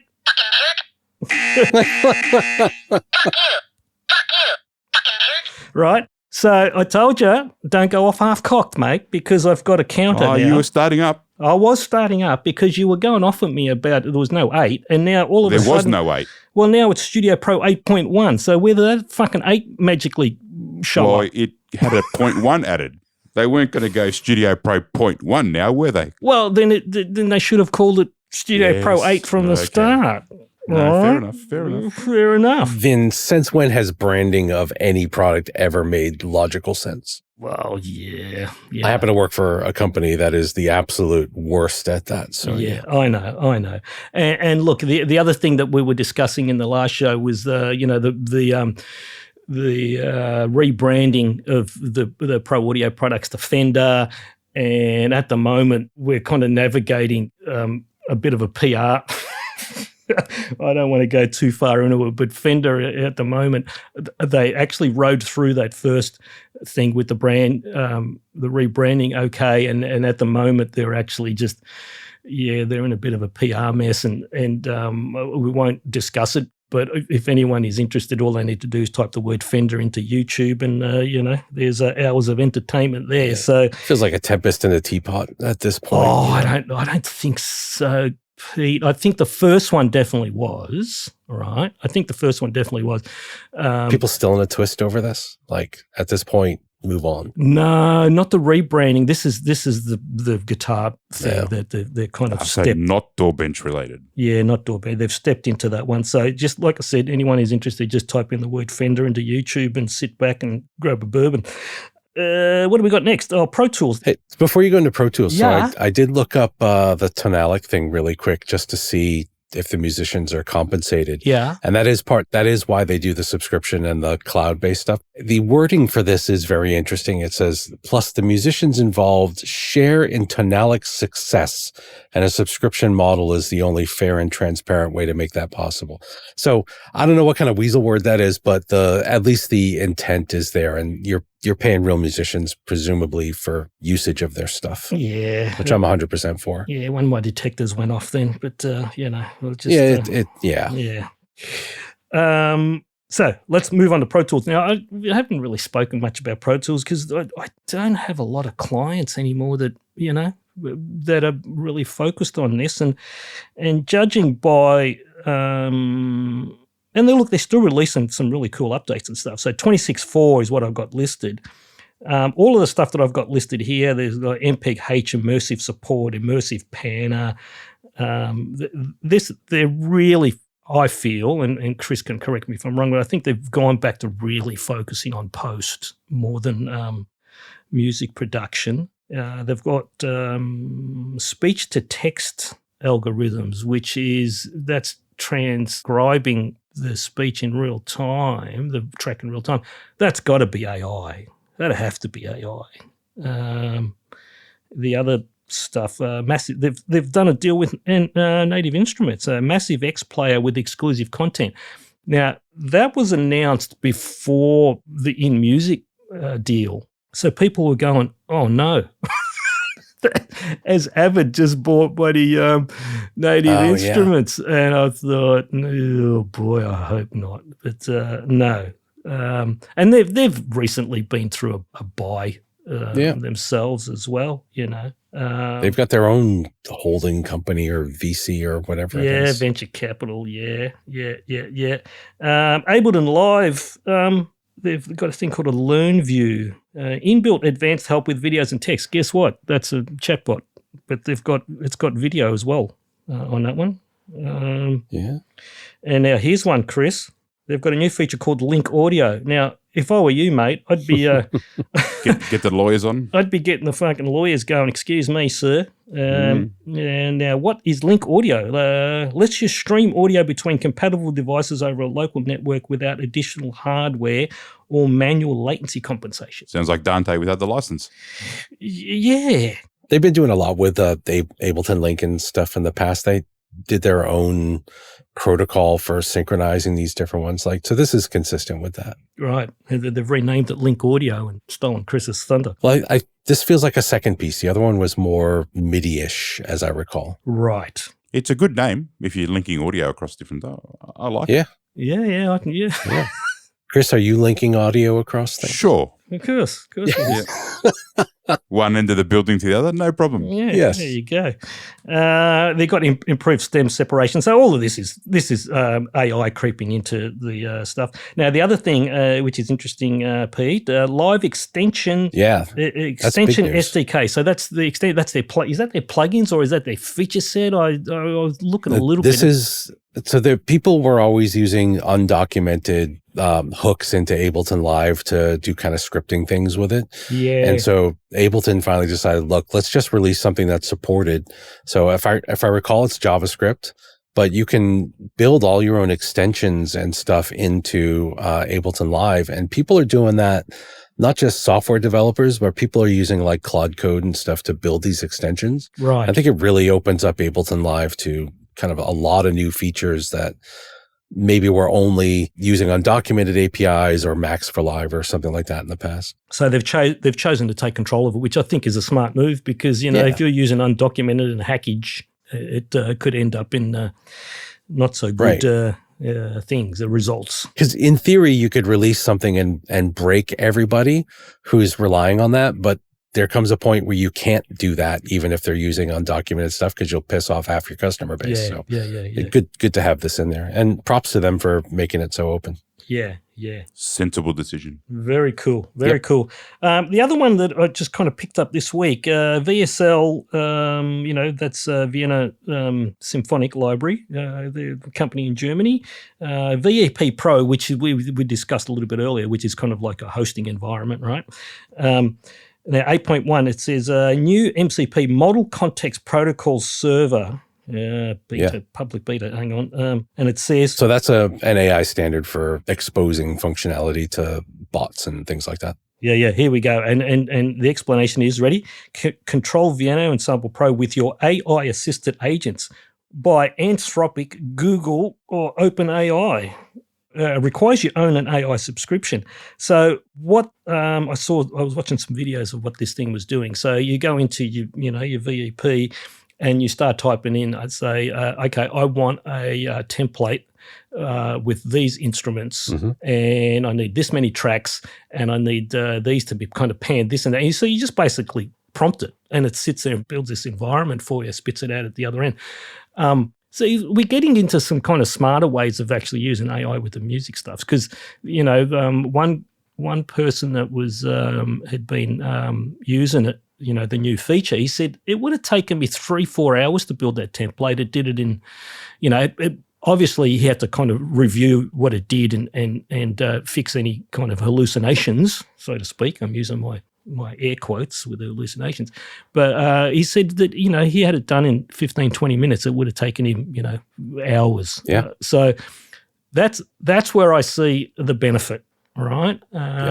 Big time. Yeah. So that's an interesting thing with Vienna Ensemble. I think my reservations about stuff we talked about earlier in here, the power usage and centralized AI and a bunch of other stuff there aside, this is exactly the kind of thing that folks need. Like, I've been considering putting something like that in for MIDI on Windows because people are like struggle with simple things like setting up, well, not so simple things, setting up routing between applications or setting up virtual ports and things like that. But if you can just tell it what you want, yeah, have at it. Yeah. And I mean, you've got Copilot. So why, if you can hook into Copilot and just get it to act as a chatbot / manual instructional thing. And we support MCP servers and stuff on Windows. So it'll probably go there. It just hasn't been my top priority. Okay. So MCP, this Model Context Protocol, that is explain it. That's a standard. It's a standard for, Pete? Sorry, it's a standard for exposing.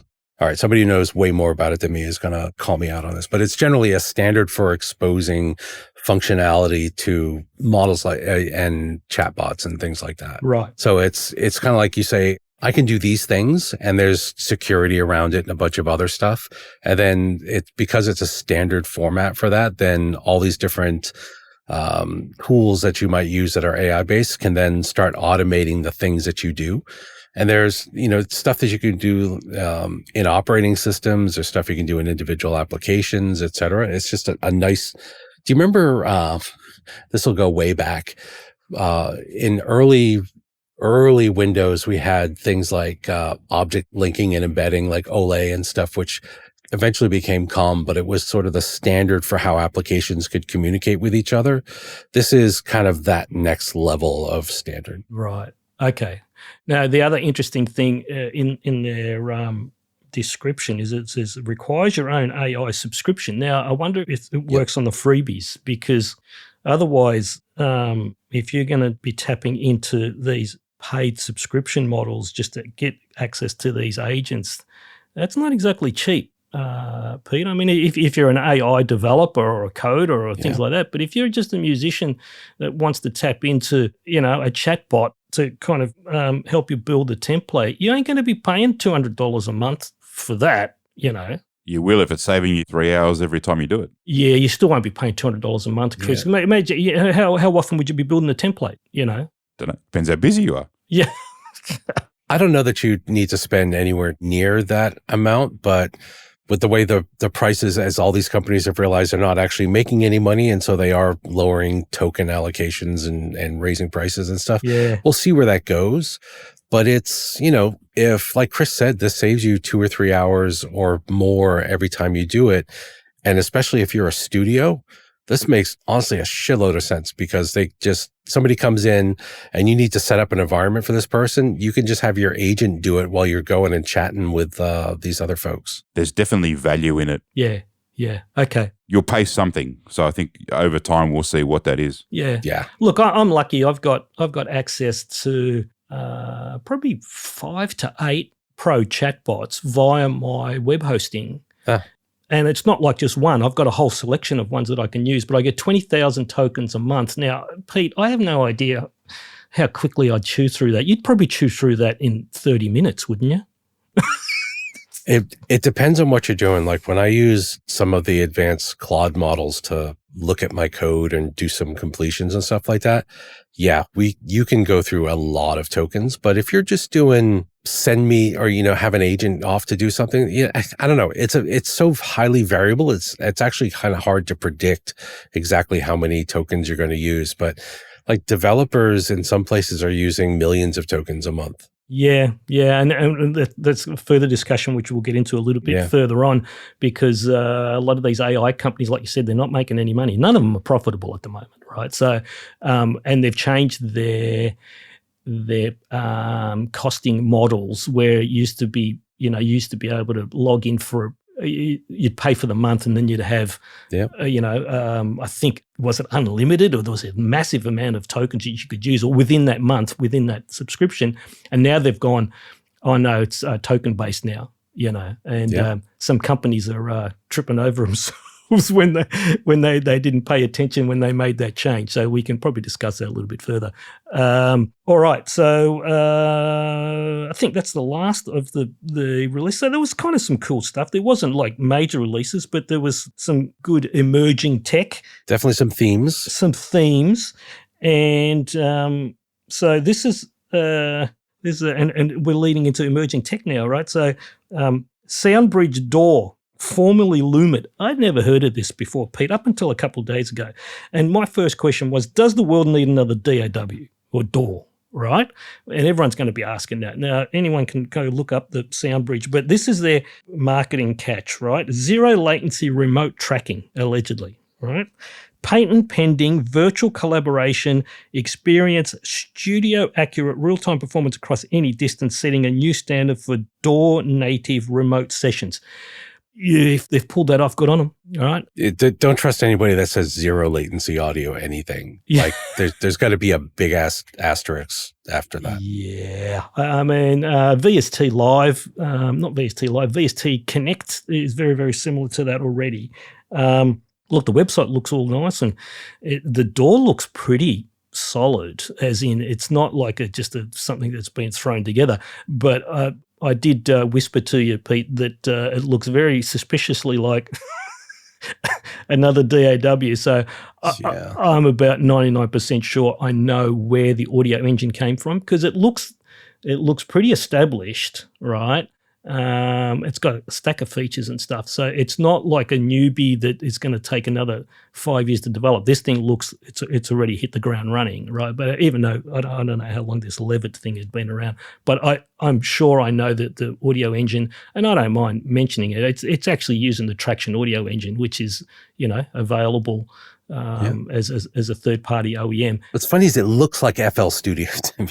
Like the design language, it looks like somebody vibe coded and said, make it look like FL Studio. Hey, go open any page that shows you a screenshot of Traction waveform, and you'll go, oh yeah, it looks like that. Oh yeah, and the giveaway is where the file menu is, which is in the bottom left-hand corner, in like a hamburger menu. Oh yeah. There you go. So, because we were always trying to guess who was using the Traction audio engine.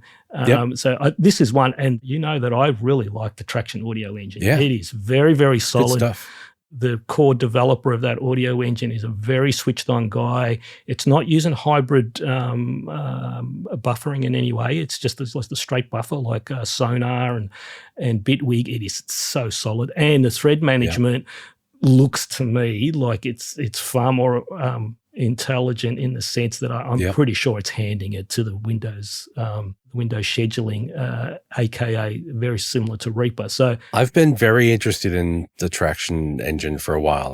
There's some good stuff in there. Yeah, I want to get David on. David's the core developer of that, and Jules was fun. He was fun when he had one. We should get him on, just as long as he keeps the windows closed. We won't go too much into that one. Right, no trains. You just gave it away who the guy was. Sorry. The trains going past. That's you can edit me out. No, it's all right. I do see on the website for the software, if you look at the features, like once you get past the headlines, you go down to the features, they say zero latency tracking, and then it says low latency tracking via pre-record buffering with lossless transfer on stop. So it gets dialed back 3 times on the page here. From zero latency to zero latency tracking to low latency tracking. Yeah. Marketing people be marketing, I guess. Yes. But look, it looks like a solid little door, and it's far better than, I'm going to call it, crap that was kind of unleashed on us. And I don't know, Chris, if you saw this, and I'm pretty sure I linked it. Linked it to you, Pete. Was this, and I call it, this trend back to a nostalgic emulated tape-based DAW or DAWs. Did you see that, Chris? Not really, no. I'll just cover it really quickly. I'm not even going to name it, because it was like, you want to talk about a flash in the pan. The whole thing lasted about 5 minutes, generated a whole stack of hype. But someone had, and it looked like it's been vibe coped to me, but it maybe not. But it's ready, emulating a 16-track tape recorder. No editing. You got to commit, mate. You know, so it's the whole spiel is going back to, you know, when real musicians would actually commit on a take. So I'm like, oh yeah, like real musicians, like when men and sheep were nervous. What the fuck are you talking about? Right? And I mean, any one of us that lived through that tape recording era. Now, Chris, you're a bit younger than me. I'm not sure. Have you ever sat in a studio where, you know, it's all tape-based, big desk, tape-based, right? And they're trying to say, oh, you always commit, you know, you got to get that take right. I mean, really? No one sat in a session where you sing the vocal 5 times or you do the guitar take 5 times and then you comp a complete track from those 5 takes, right?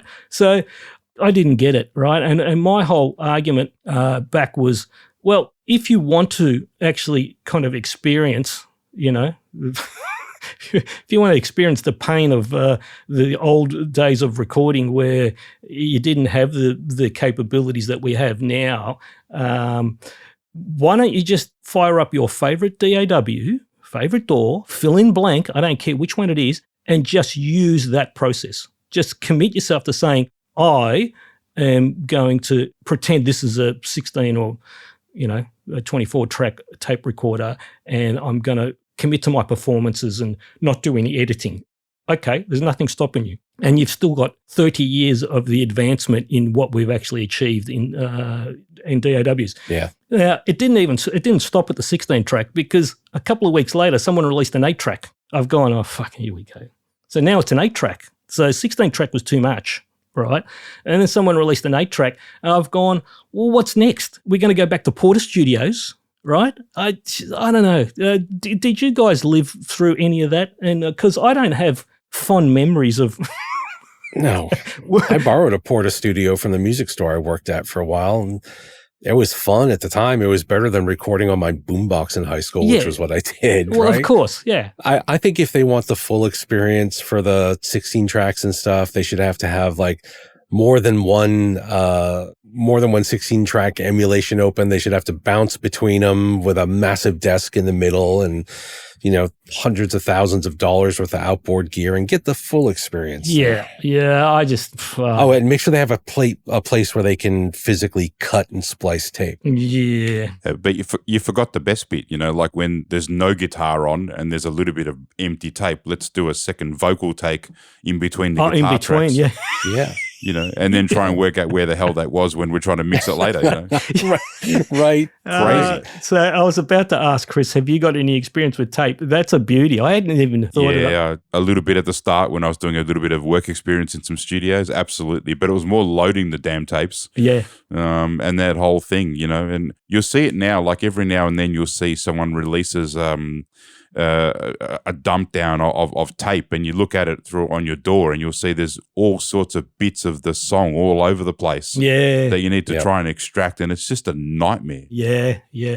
Well, and then the good old tape splicing and stuff as well. I've never been in an actual session where they were tape splicing, but that was going on as well, you know, when they were rearranging stuff.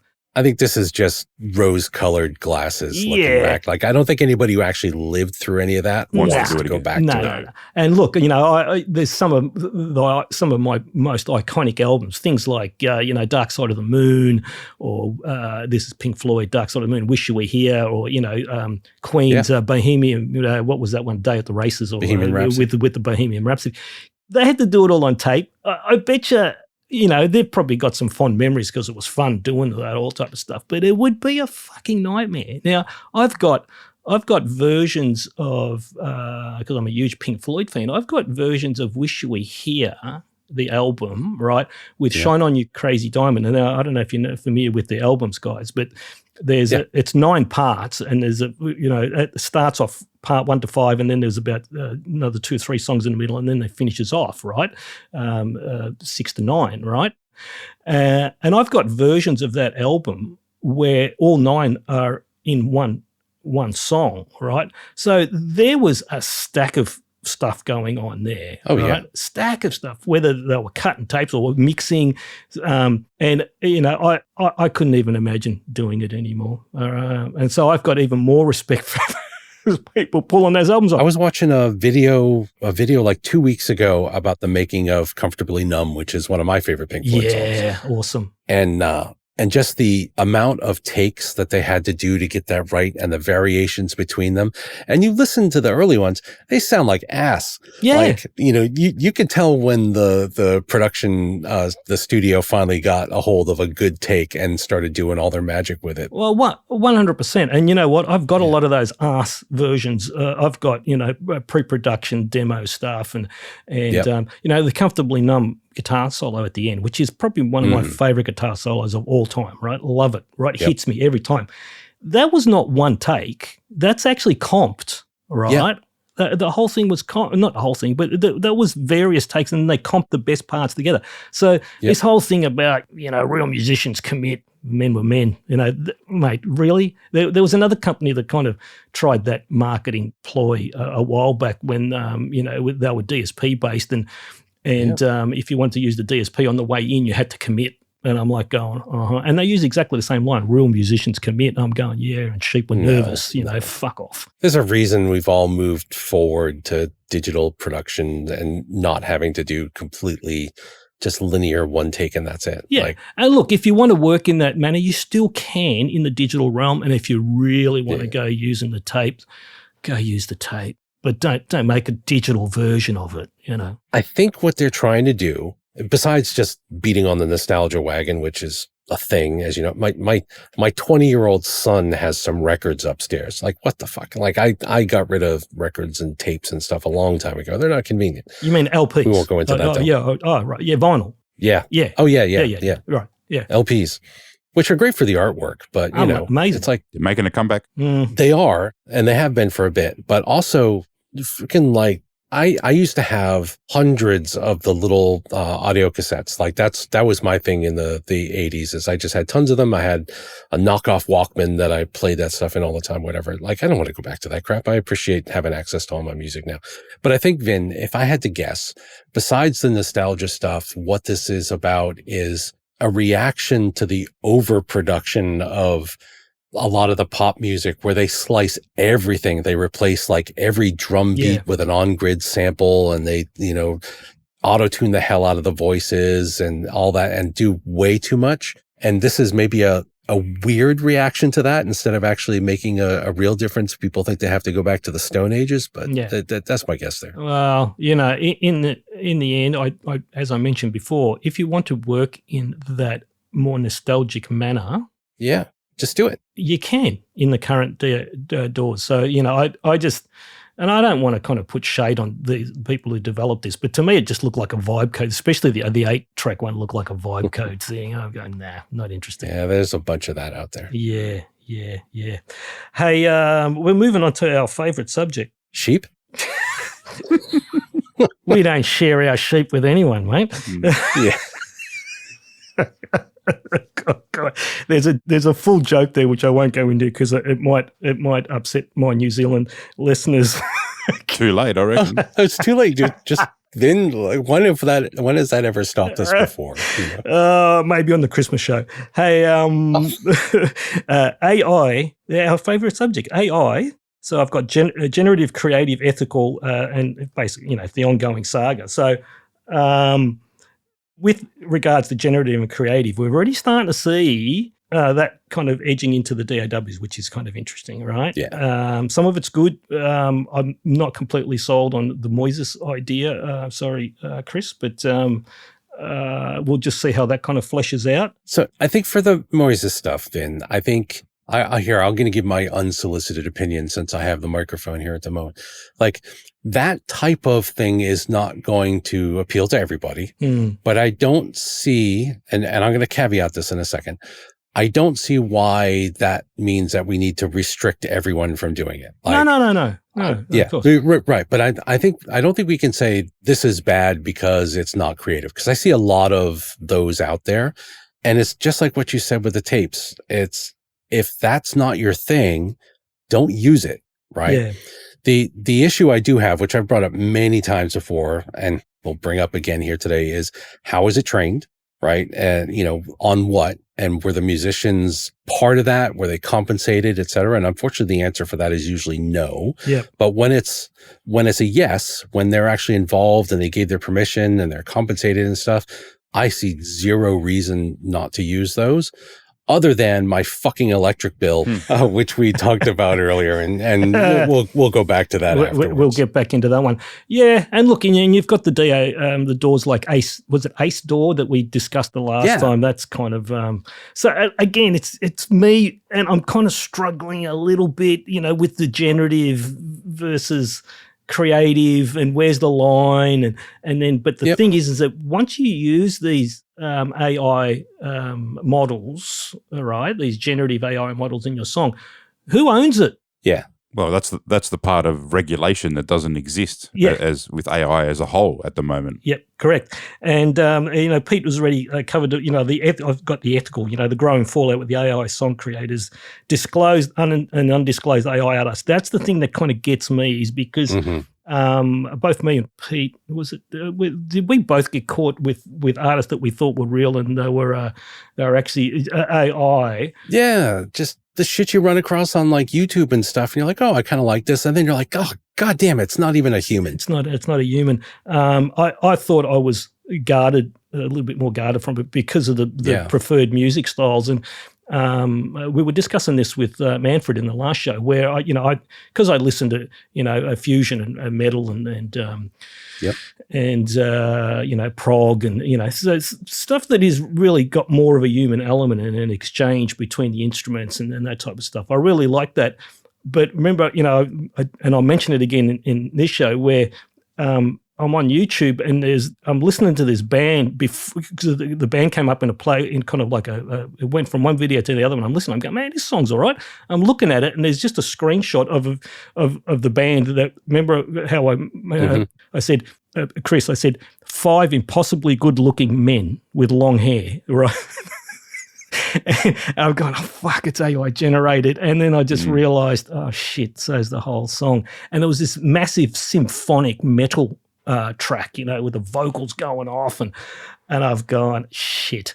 And it's like 15/9 timing, Yeah. There was all of that going on, and 6-octave range and all of that whole type of stuff going on. And the thing that pissed me off is it wasn't disclosed, right? Yeah. So YouTube, I don't know how they're going to rein that in. I mean, forget about they don't care. Forget about Spotify. That's gone, right?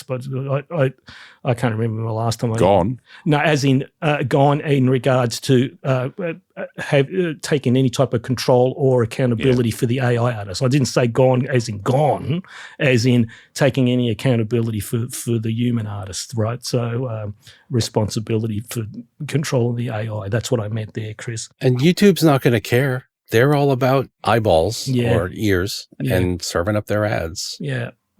With the creative part, I think one thing that I have noticed is speaking to a lot. See, we're a little bit of that older generation. We sort of learn how to play music. We played music. We know how to use instruments. But there's a lot of up and coming younger generation where they don't have that musical skill. They might be able to play a guitar or hit a drum, but they can't play that bass line and they can't play those chords. And there's elements of that where if they start with something and they can get a little bit of help building something, I see that as awesome, because they're playing music in a slightly different way than maybe what we would. But that's a good thing. And I just there's more of that coming through. You can see it. Yeah. And in schools, at least in the US, we also, people of a relatively similar age here, we had music as part of our education. Like we all had a music class and and in the US, music is not in the curriculum anymore in most schools. Really? So like Yeah. So I had to learn to play the recorder when I was in 4th grade. That was a thing. Sounded like shit. It was like, it killed my parents when I was blowing on that damn thing. Like, right. I could imagine a class of 20 grade 4 kids playing the recorder. I don't have to imagine. I can still remember. Yes. But the thing is, like, we were doing it and they taught us about different things in percussion and like you had all those basics. Yeah. And most kids don't have that now. So they do need something. And I bring this up only because, as my daughter would say, back in my day, that's what she throws in every time I'm about to say something. She throws that in first. Yeah. Like it was different. They didn't have that kind of education now. Yeah. Yeah. Look, and as long as there's still some creative spark within the young people that are actually using this technology, I don't mind. It's the ones that are actually, I think the ones that kind of get my goat, Pete, and I know I've heard of a couple where they're actually just abusing the shit out of it, right? Where they'll just go to Suno or, and they'll create complete AI artists and they won't disclose Content it. farms. Yeah, and they start selling this shit off as and these guys are people that have actually have a musical experience and a background. They're just abusing the fuck out of it. And I picture an office full of cubicles with people going in and cranking this crap out and posting it everywhere because that's how the other content farms worked before AI. Yeah, like the like farms and stuff. Yeah, 100%. I hate that horseshit, and I wish it was disclosed more properly. Yeah. Well, look, it's still an evolving area. Now, one thing that I actually, again, I picked up a lot of this week. Warner Music Group acquires a company called Surreal AI. I don't know if you heard about this, Chris. Pete, did I send you that link? No, I didn't. I didn't send you that link either, sorry. Now, Surreal is an attribution startup whose technology tracks how AI models use artist work in training and generation. So these guys, they're kind of like a watchdog, right? And so they'll be sitting there and tracking where people are lifting, copyrighted stuff. Now, Warner has bought them, which is interesting, right? Now, Warner have also linked licensing deals with Udo and Suno. I don't know how do they link licensing deals with these guys who stole all the gear. I don't know. Have you got any thoughts on that, Chris? I mean, it just sounds like you've got one of the major, music labels that are now starting to acquire all this AI technology, or they're making deals with the thieves. What do you think? I don't know. Is it jumping on the bandwagon a little bit? Is there a bit of confusion? We've got to be doing something with AI. Let's go this way so we're not seeing like we're not doing something. It just seems a bit weird. Yeah, well, I mean, how is it going to be protecting their artists if they've signed? So have they signed some licensing deals with Udo and Suno, which means that the licensing deal means that they're actually feeding their artist catalog to the thieves. I'm going to keep calling them the thieves, right? And now they've gone and bought this company that was basically a watchdog that was tracking the AI models and who were, borrowing artists' work. I don't understand. I mean, like these studios and studios, are, they've got a little bit to be answerable for, but they should be the ones, calling up Apple Music, Spotify, whoever you want to use, and saying, when you're playing this artist or somebody's loading this artist up and that's my catalog, I want you to be authenticating with me that I sent you those files. Yeah. Because one of the problems with stem separation now is it's got so good, you can take something, remix it, throw it up into Apple Music and it doesn't care. Yeah. And I think that's a big part of this problem that needs to be addressed. Yeah.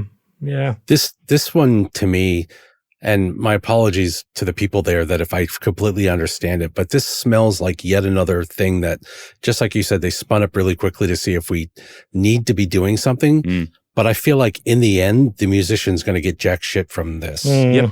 Yeah, I don't see where Warners have the best interest of their signed artist with this one. Now, they try to make it sound like it's all for the musician, but really, like Chris was saying and you were saying, when you dig into it, if they're licensing the stuff with Suno, that's probably really the business model. Yeah. And then buying up the kind of the watchdog, right? So-called watchdog. Yeah. There you go. Taking the watchdog out of the arena. That's kind of like when Google started allowing only certain ad blockers in Chrome.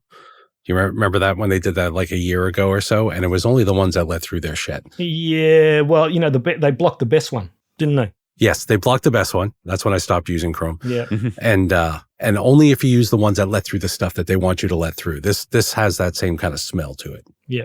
Well, look, with Chrome, as you know, Pete, the only reason I use Chrome is that the conferencing software that we're using now, Source Nexus, it requires Chrome. I mean, I could probably use a Chrome-based. I use Edge for it. Yeah, no, but you're not hosting it. So I think for hosting I need Chrome, and I'm looking at my Chrome now, and I still have the full version of that ad blocker, because I didn't remove it, right? And it keeps updating, but you can't install it now on a new install. They actually made it stop working on a version that I had way back, but I don't know what triggered that. A tangent on this, Vin, did I send you the pop-ups that Chrome has been delivering in the background? Yeah. You weren't happy. No, because I still have Chrome installed, although I haven't used it in the better part of a year, but I kept it around in case I needed it. And just this past month, they started doing toasts on Windows, the little notification windows at the bottom right with ads for Chrome in it that say like, hey, use Chrome for better security, use Chrome for better stuff. And I'm getting them weekly, and it took me forever to find out it's actually coming from a regularly scheduled task that they have running on Windows that is part of the Chrome install. It's in the browser. Can you disable it? So it's not in the browser. It's a task. It's a separate executable. It's part of their integration experience. I think the thing that enables you to log in with like Google credentials on different websites and stuff like that. I think that's part of what that does. But they've snuck in these little pop-ups that come up, and I actually found the text inside the executable to know that's what's doing it, and they schedule it so you get them pretty much just once a week with it begging you to use Chrome. Good on you. I mean, I apart from this one machine that we're doing the recording on now, Chrome is on nothing of mine. All the other web-facing machines long gone. If I need a Chromium-based, I'll either use Edge, I've got Edge because it still allows me to use my favorite extensions, or Brave, So they're the two Chrome-based, and I got to have pretty much all the browsers on there to test my website and web-facing stuff, And I use Edge and Firefox because some things work better in others, and it also lets me easily keep credentials separate, but I was stunned when I started seeing those pop-ups for Chrome on the desktop. Really kind of pissed me off. Yeah. Firefox and I use LibreWolf, which is the Firefox. It's kind of like the Brave of the Firefox kind of derivatives, Right. Look, there's some good browsers out there, but Chrome is not one. And Google, I'm just not high on the Christmas card list for me. Now this one. And Chris, have your finger over the rant button, but I don't think it will be me this time, right? So I've got data center build out and the fallout right now. I've already mentioned some of the domino that has affected me directly because the memory and the DRAM and the storage pricing that is directly related to these build outs, and there's a stack of them that I can't remember what the projected investment was for 2026, but over 50% of these data centers that were projected to be built in this fiscal year, right, they've either stalled or they've been completely cancelled. So there is something going on there, right? And, I always keep asking the question, right? So what are we actually needing this massive data center build out for? It's causing massive problems with supply of anything that's DRAM related. Yeah. And, we've got, like I said, 50 to 70% downturn in computer component market. I mean, there's this time next year, there's going to be a stack of companies that no longer exist. There's no way they're going to be able to sustain that, right? Yeah, but we've got a 4,000% increase in people using ChatGPT. Yeah, no, I don't think that's true. I mean, totally true. No, Chris, I've been following an investigative journalist over the last couple of weeks, and again, one of those. He had this great article called what was it? The Era of the Idiot Manager or something like that, and he goes through. You should read it because I sent you the link, Chris. He goes through that whole AI boom. And, one of the main questions that no one is actually asking about this whole AI stuff is, where is the return on investment, right? With the level of compute that they are claiming that we need, and it keeps scaling. It's a constant build, according to our crocodile jacketed friend there on the stage. That there's just going to be this increasing need for all the data center compute because of the massive explosion of AI agents and all the rest of it. And I'm like, really? I don't think that is actually the case. I think it's more fucking the bullshit detectors are going off left, right, and center. The more and more I listen to the handful of people that are actually driving this, and there's only 4 or 5 companies that are actually driving this, as you know, guys, right? And it's almost like there's a circular investment. It's like a circle jerk of investment amongst like a handful of these companies. Right. It's not new money. No. And if one of them goes, the whole thing's going to tip over, right? And this investigative journalist guy, so what's his name? Ed Ziltron, I think it was. He had some great points to make up, but he's kind of gone a bit viral now. He's all over the place being interviewed and stuff. But he has some great points about, has anyone actually asked a question, this is the amount of money that they're actually investing or they're projected to be investing over the next, say, 2 to 3 years. Has anyone actually paused to say, when is there going to be a return on investment? And I've watched some interviews with some, like high-level business guys that have just said there isn't going to be a return on investment. It just possibly can't be. So, Chris, you may have a different view on this by the sound of it. You're thinking that there's a huge explosion in AI usage and agents that we are actually needing these compute or not. I think it's hard to know how much of the compute we need. But there's certainly an explosion in people using applications that don't give a shit about what the return is, because they're not, you look at some of these AI tools now, they give you 4 photos to do and then you get to pay $6 a month to do a few more. And I think there's certainly more people doing that. Yeah. It's just how does anyone work out how many data centers need to be built on that? It's hard to know. Well, but this is the question that is being asked and they can't actually answer. Why do we need all these extra all this additional compute? I don't think there's enough of a demand for those smaller type of applications to continually keep growing the number of data centers. And look, considering that the build-outs are collapsing in the US at a pretty much an alarming rate, right? And even some of them that they construct them, they can't come online because there's not enough power in the grid to power them. They can't cool them because it contaminates the water. You can't recycle the water. There's a whole stack of environmental shit that's going on as well. And apart from the power grid, some of these data centers, they're powering them with these monstrous diesel generators or jet engines. They're actually using jet engines to kind of spin up the generators to run them. I can't see how it's going to continue to be viable. And Pete kind of mentioned some of the direct knock-on that he's getting because he showed me the map of where he is and he's surrounded by these fucking things, right? And, you were saying the power. Just explain what's going on where you are locally. Yeah, it was first. So before I do that real quick, before when you were talking about like who's using this and stuff. So I just pulled out some stats just to look at it for a second. And so let's talk about just some things happened before where GitHub actually went down. So GitHub is where a lot of developers work and store their source code and all that kind of stuff. Yep. GitHub went down because the AI agent usage was so high the servers couldn't handle it. Right. And so I wanted to see what was up here, and it said so AI agent generated pull requests were 4 million in September 2025. And in March of this year, so less than 6 months later, it went up to 17 million. Yep. So more than 4 times. Yeah, but isn't that because you guys are getting forced to use the AI agents, the tokens? Lots of companies are that, so it could be that, but also the GitHub Actions, which are what are used to do compiles and things like that on GitHub, went up from 500 million minutes a week in 2023 to 2.1 billion minutes a week in 2026. So they are being used. we can decide if that's a good thing or not, but they are being used. Yeah. But yeah, around me, so I live in Maryland, as you know. Virginia has the world's largest concentration of data centers right now. It's got how far away is Virginia from where you are? Just to kind of give us a visual.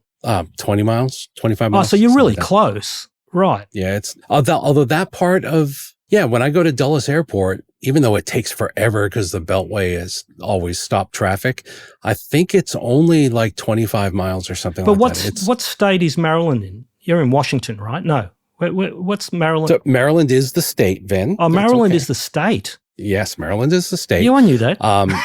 And it's all good. Virginia is below us where they should be. Shout out to all the Virginia people. Yeah. And DC is stuck in between us. Right? Why do I think you're close to Washington though, aren't you? Washington DC or Washington State? No, not Washington State. That's over in California way. Yeah. Washington DC, you're close to there, aren't you? Yeah, so I live near the Chesapeake Bay, and if I drive directly west, I end up in DC. And if I keep going, I end up in Dulles or near Dulles, where that data center alley is in that general area, Ashburn. Right. But there are over 600 data centers there, and it's apparently something like 70% of the internet traffic in the world goes through there. But it's doubled. It's doubled in the number of data centers just in like 2 years. Yep. Right. So it's absolutely ridiculous. And the way that power is bought for Maryland and a bunch of other states is it's in an auction format. So everybody kind of competes, and it's an auction, and whoever's going to pay the most, that's the electrical rate that year. Oh, come on. That can't be legal. No, that's the way it's done. There's, I think, 15 states involved in the auction here. An auction? And so, yeah, auction. For your electricity rate? Yep. Fuck me. And so the Maryland rate right now is second highest in the country, with only Hawaii, which you can understand why their electricity would be expensive, of course, is higher. And my electric bill, I won't give the amount, but I live in a pretty modest house here in Maryland. We're in the woods, so we're shaded, but it still gets super freaking hot here in the summertime. My electric bill doubled from last year. Yeah. Right. I about shit myself when that showed up this week. And so it doubled. And then when I went and looked up some of the reasons for it, the Maryland State website said last year that of the 12 point something billion dollar increase in the electrical rates for 2026, 9.3 billion of that is because of the competition with the data centers. In the other state as well. In the other state, in Virginia. Oh, fuck off. So 9 out of 12 billion is just so we have higher priced computer components now, as you mentioned at the beginning, which folks don't realize raises the price of everything. Higher priced electricity, which also raises the price of everything. And then scarcity of a lot of the things that we need. And this is all to support data centers, which are now mostly about running AI agents. And that's part of the reason why, and the environmental issues are another huge issue, which has been a concern for a long time. But that aside for a second, this is the other reason why I think getting people to run smaller models that run locally on your PCs or Macs or whatever it is you're using is ultimately going to be better for everybody over time versus supporting these absolutely massive data centers. I don't know if you've ever seen a photo of one of these, but like I've seen Amazon warehouses and like it's just like a massive brick that's out. They're kilometers long, man. These are massive. These are just, they could swallow all those Amazon warehouses for supper. They're just absolutely enormous. We've got a couple that are being built here in Melbourne, Chris. I'm not sure if you're aware. Yeah, protested. It's like local news every single night. I don't watch the local news, so there you go. But they're in the western suburbs. I think one is actually up and running. There's another two that are actually being built at the moment, and I've got some family that are actually contracted there, electrical, they're tradies. So in Virginia, the people who are somewhat near it, they have, they can just hear the fans all day. It's just like a constant drone in the background. But also the local governments give incentives to build these data centers so they don't pay as much tax. No data center employs more than 100 people or something like that. It's like absolutely no impact on the jobs market. But the local governments give them all these things to encourage them to develop there, thinking it's going to be good in the long run, much like they've always done with like football stadiums and stuff, where they say, oh no, it's going to hire all these local people and create all these jobs, and it does fuck all. Yeah, right? So, there's the level of corruption to get those data centers built would have been immense. And with the local ones, and I'll just get back to, where I've got some family that are tradie, they're working on, there's another 2 that are getting built in the moment, massive, right? And I said, well, when are they coming online? He says, there's absolutely no plan to, or ETA to have them online. I'm going, what the fuck are you talking about? These things are huge, right? Massive. Yep. They've gone, well, they don't have the power or the water infrastructure to actually power them up. So I said, well, what do they build? So what? I don't understand. They said, well, I don't ask too many questions. I go in, we're working on this stuff. There is thousands of tradies all over the place.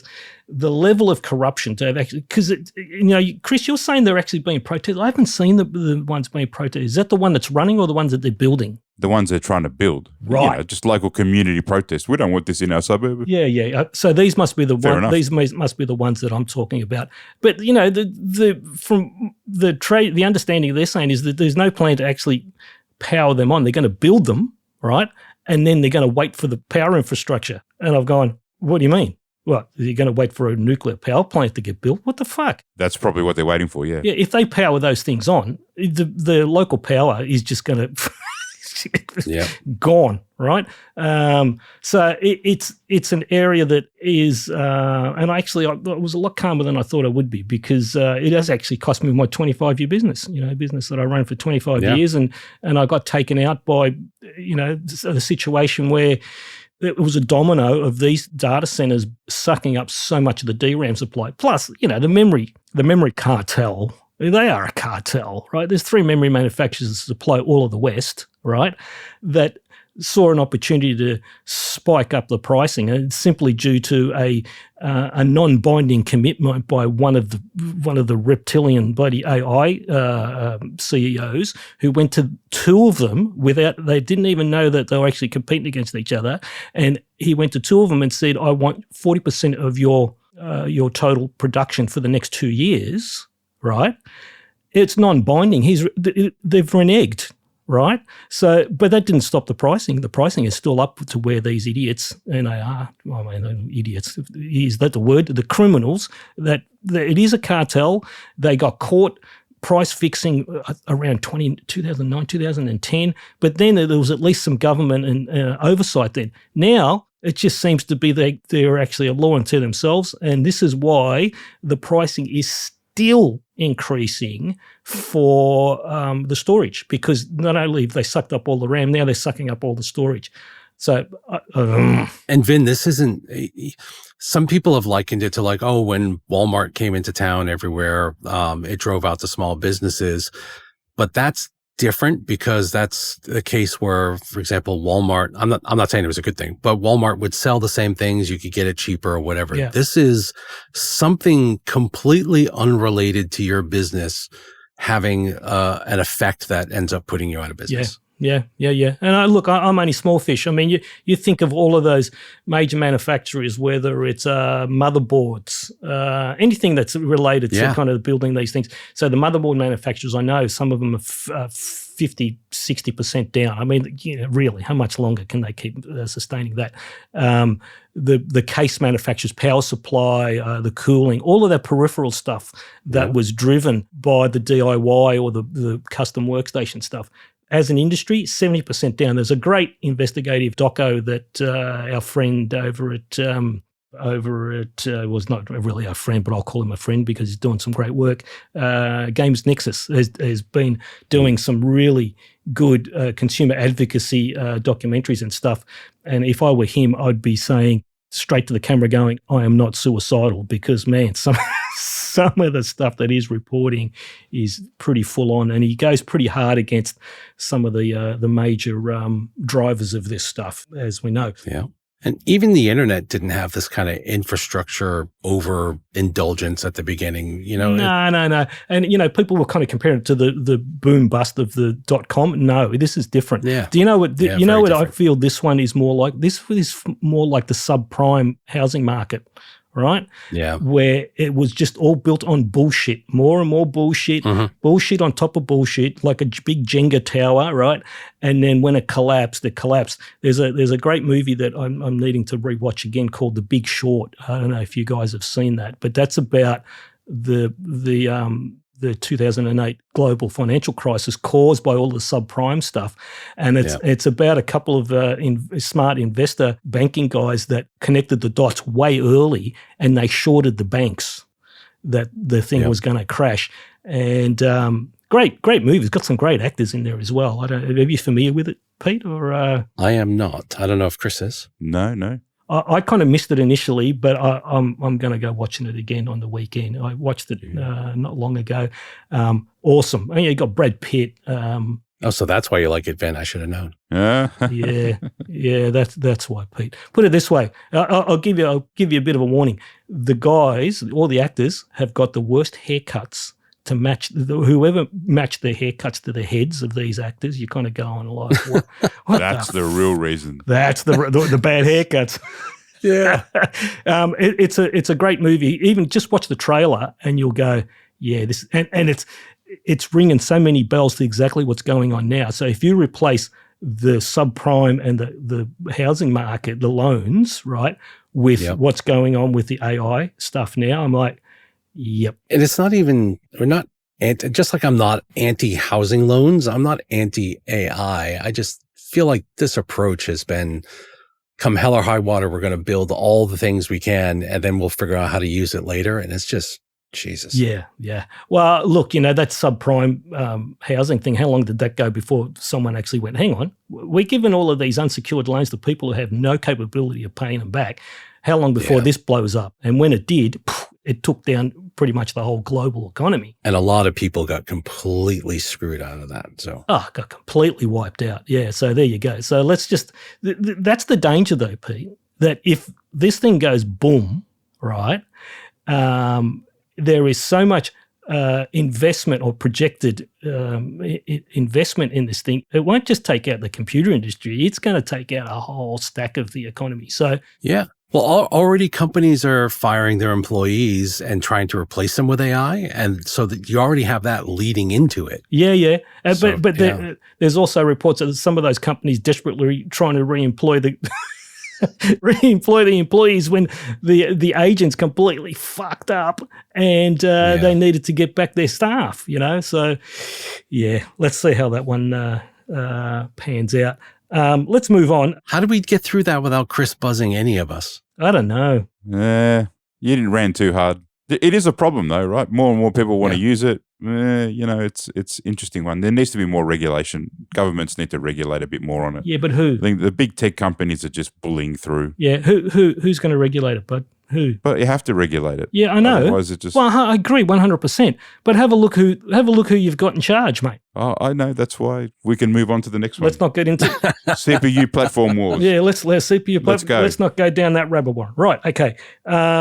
So there hasn't been a lot going on, but there's some interesting stuff. So AMD, Apple, ARM, right, and Intel. There's been refreshes across the board with those, and I'll cover the AMD one real quick. They've released 9950 X3D2, which is basically the big the top dog 9950. The X3D means that they actually have some monster 3D cache. The initial one was just on one of the two chiplets. XD2 was 3D cache on both of the chiplets. I thought this was going to be a contact monster. I thought this was finally going to get, not only would AMD catch up to the Intel chips, but would surpass them. They didn't. So that was really interesting for me.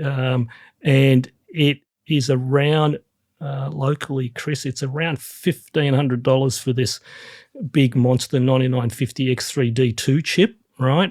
And it's a lot. And it's delivering the same performance as Intel's refresh what is it? 970, not 970, 270K, right? So, and with the Intel, what Intel did is they released a couple of K processors earlier this year.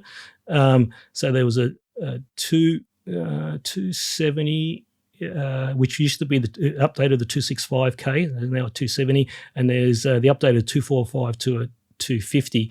Now, what they've done is they've actually taken those the lower and the middle chip of the K chips, and they've added some additional cores, which in the case of the 270, this is real interesting, Pete and Chris, is that because me and Pete both own 285Ks, right? It's basically knocked the 285K out of the market because they've given it exactly the same core count, and I think there was 100 megahertz less clock. I've gone, it's a 285K. Right? So what are they going to do with the 285K? Are they going to release a 290? Well, there's no point because they can't add any more cores to this current architecture. So the 285K is around $1,300 odd here, I think $1,100 to $1,200, right? Wow. The 270 is $550. So it's $500 cheaper with exactly the same power. So I dropped my top tier system. It was based on the 285K, and the mid tier, which was based on the old 265, which is now 270. That's my top tier. So I'm down to two systems. So the Intels are actually good, right? And it's actually a nice refresh. 285K power with the 270, $500 cheaper. You're not going to complain about that, especially in this current environment. And the CPU performance, it isn't really that. There isn't a marked difference between the 285K. There's a little bit of difference. They just basically increase the speed of the interconnects between the chiplets on the die, right? I don't know whether I think that improves some gaming stuff. Well, I run a 285K, and I've been super happy with it. Once we sorted out the initial memory pickiness, you and me both, and got past that, yeah. Once we got past that, it's been a really great processor. Yeah. Look, I've got a 285 development system as well. So I mean, mine was a little bit tricky because the memory thing was getting. I couldn't stabilize the memory to the point where I actually swapped a motherboard vendor, on mine. So mine was a little bit more of an arm wrestle. They're great systems. They're just monstrously powerful. So I'm very, very happy with those. The gamers and all the YouTube content creators still shit-can them because they're not as good as, the AMD on gaming. But for productivity, come on, give me a break. And considering there's no hyper-threading and there's only 8 performance cores, they're actually very, very good. So that's an interesting one. And I'll just stick with Intel just for the moment. And this is where I'm scratching my head. They are re-releasing Raptor Lake, and you're going, what the fuck?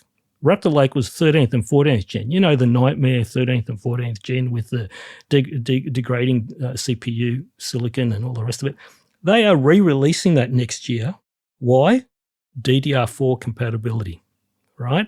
So here's the knock-on. Now, AMD have just released, wait for this one, they've re-released a Ryzen... I'm laughing my head off. 5800 X3D. That's 3 generations behind. These are 4-year-old technologies. So both Intel and AMD, in a desperate attempt to kind of generate some business in that gamer type of area, all right, which again is like 50 to 70% down year on year, are re-releasing DDR4 platforms, right? Here's the thing. I just went and checked out all my suppliers for DDR4 supply. It's cheaper. Fuck yeah. It hasn't moved. It hasn't moved from October, right? But ask me how much supply is in the channel. Hey, Vin, how much supply is in the channel? Sweet fuck all, Pete, right? So you can go releasing DDR4 platforms, right? Re-releasing old 4-year-old DDR4 platforms. I don't think it's going to generate a lot of new business, right? Because the memory isn't available. Right? The memory is not available. Where I think it could generate a bit of business is that people who have an existing older machine with DDR4, right, RAM, can reuse their memory, and they're going to go to these platforms. That's the only thing I can think of, right? Why would they go recycling 4-year-old technology? And it is because of the memory. Now, unless I'm missing the boat here completely with DDR4 supply, which there might be a stack of it sitting at distributors, right, just sitting in the channel that is not being utilised. The current supply in Australia is sweet fuck all, right? So I'm not quite getting that. So the AMD next gen Zen 6, they call it the 10K series. It's too early to talk, I mean, it's could be quarter four 26 or quarter one 27. The one thing I will say is that, the CCDs or the chiplets, which are currently 8-core chiplets, which they stack to get the total core count, they're going from 8 to 12. Right, so the top dog is going to go from 16 core, 32 threads, going to go to 24, 48. Right, so that's the biggie, and apparently the clock speed's through the roof, but it is way too early. Intel have a thing called Nova Lake coming again, quarter 4 26, quarter 1 27. That's up to a 52 core chip. 16 performance cores. 16 performance cores. I think 32, we call them economy cores, but they're not really economy cores anymore. They're kind of like a mid-core, and then there's 4 extra cores as well, and that's not counting the MPU. So there's some big chips coming towards the end of the year. I don't know who's going to buy them, because if those things are requiring DDR5, there's not going to be a mad rush. So that's going to be a really interesting thing to watch. Apple have the M5. I haven't really followed Apple that. Yeah, recent. Yeah. Is the M5 Max even out? I'm not sure. I haven't followed it closely enough. It depends on the machine, but no, I don't think so. I don't think the M5 Max is out. So that's going to be nice to watch. That'll be a good one for you to buy, Pete. Chris? Because, Pete, what have you got? You've got an M3, haven't you? No, what have you got, Pete? I think that's what it is. I haven't powered it up in a bit. There you go. M3 or M4? I forgot. Oh, okay. It's just the little, what do they call the one that looks like a slice of toast? Oh, the Mac Mini. The Mini or whatever it is. Mac Mini, yeah. Yeah, but that's all you need because it's the same CPU. Yeah. Oh, I might throw you some testing stuff. He'll be thrilled. I'm sure he will be. No, I don't have anything on that except for I need to do some comparisons with it, but otherwise. Well, there you go. When you fire it up, do some DAWbench stuff. Yeah. So the M5, I haven't really been following the Mac thing so much. And the thing that's been kind of causing more vibe in the Mac space, Chris, which you mentioned that you bought one for your daughter, was it? What is it? Neo. The Neo, right? So we're racing to the bottom at the moment, right? So well, but that's got iPad chip in it, right? So it's not Apple silicon, but it's very well made. It reminded me when I first took it out of the packet of a really expensive Microsoft Surface, really well made. Yeah. No squeaking on the hinges, nice kind of keypad. But that's what it is. It has a A18 chip in it, so it's not actual Apple silicon. They're using their massive amount of devices that have been sold to get cheaper processing that way, which is kind of interesting. Yeah, it is. And for everyday use, it's kind of okay if you're doing some podcasting or you can't run any massive DAW sessions on it. It falls over, but for the average person doing a few tracks of audio, it's absolutely great. Yeah. And I'll tell you where it's really interesting, Chris, is that it's basically the phone/iPad chip, right, in a laptop. Now, who else is going to be following suite? Qualcomm. I can't remember what they're calling it. It's a Snapdragon. Snapdragon C. So it's basically, because Qualcomm is huge in the phone CPUs as well. So I think leverage. Yeah. And look, those phones, I mean, I've got a 12-core phone. What the fuck do I need a 12-core phone for? So you can run all your AI stuff out of it. Right, yeah. That's why. You know how much I use my apps on my phone, Chris. I basically use it as a phone and a camera. That's about it. But I've got a 12-core. Wait, you use your phone as a phone? Occasionally. Come on. You are old. I'm sorry. I'm sorry that I don't scan the internet while I'm sitting on the toilet like everyone else. But apart from that, Shush. oh, hang on. I think we got a guilty verdict there, Chris. There you go. If that camera ever accidentally comes on, there's a world of hurt involved. So yeah. Now, the thing that has actually caused a bit of a spark in interest is NVIDIA's N1X. Now, look, I've known about this for, on and off for well over a year. The rumors have been out there, and it's essentially the GDX little AI supercomputer thing. The DGX Spark. And then this is the RTX Spark. Yeah. So it's, in a nutshell, 20 CPU, 20-core CPU, and a Blackwell RTX-based GPU. Now, that's where it's going to be, that's what's causing the ripple, not so much with the ARM chips, but more with the RTX.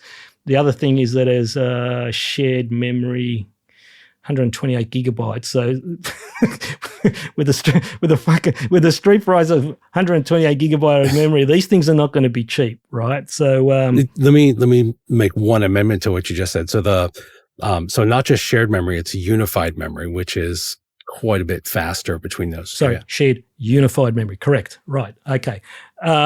So it's a 20-core ARM CPU.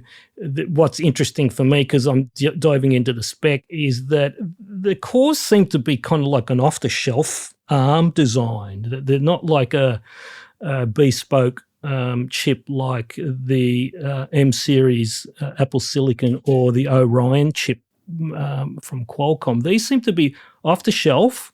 There's two chips. One is listed as a performance, and one is listed as more it's not an efficiency core. It's more like a middle core, so it's not the bottom core. But I found that very, very interesting. And the other thing is that you got 10 performance cores, and then you got 10 of the other cores, which means that the Qualcomm Snapdragon X2 Elite with 18 core has actually got more performance cores, right? So, and the performance data that I've seen, which is very, very preliminary, the Qualcomm is actually faster in both single core and multi-core. So I don't think the ARM CPUs, the ARM side of the super chip, the SoC, right, the system on a chip, I don't think the ARM chips are the big news. I think it's the RTX, right? Now, I'm in kind of two minds about this. Firstly, if we spoke about it 12 months ago, I would have been super excited. Now, there's a part of me that kind of just is less than excited because NVIDIA is one of the companies that actually sank my business. So I am going to preface what I'm going to say next as in I might be a little bit biased, right? But for DAW usage, the RTX are not really of that much interest to us, right? So if we're going to go A, B in these units against the Qualcomm might be actually better for DAW usage. Yeah, it might be. For video stuff, that's when the RTX is going to start kicking in, all right, where they actually can leverage the RTX. But the price of these things, Pete, I can't even fathom it because what was the other one? DGX? I mean, they're $4,600 US. So what's that, Chris? It's probably close to $7,000 here, right? And that's just a little box. That's with there's no screen and a chassis or anything else. So I have shuddered to think where these laptops are going to be landing, especially with the 128 gigabyte RAM, right?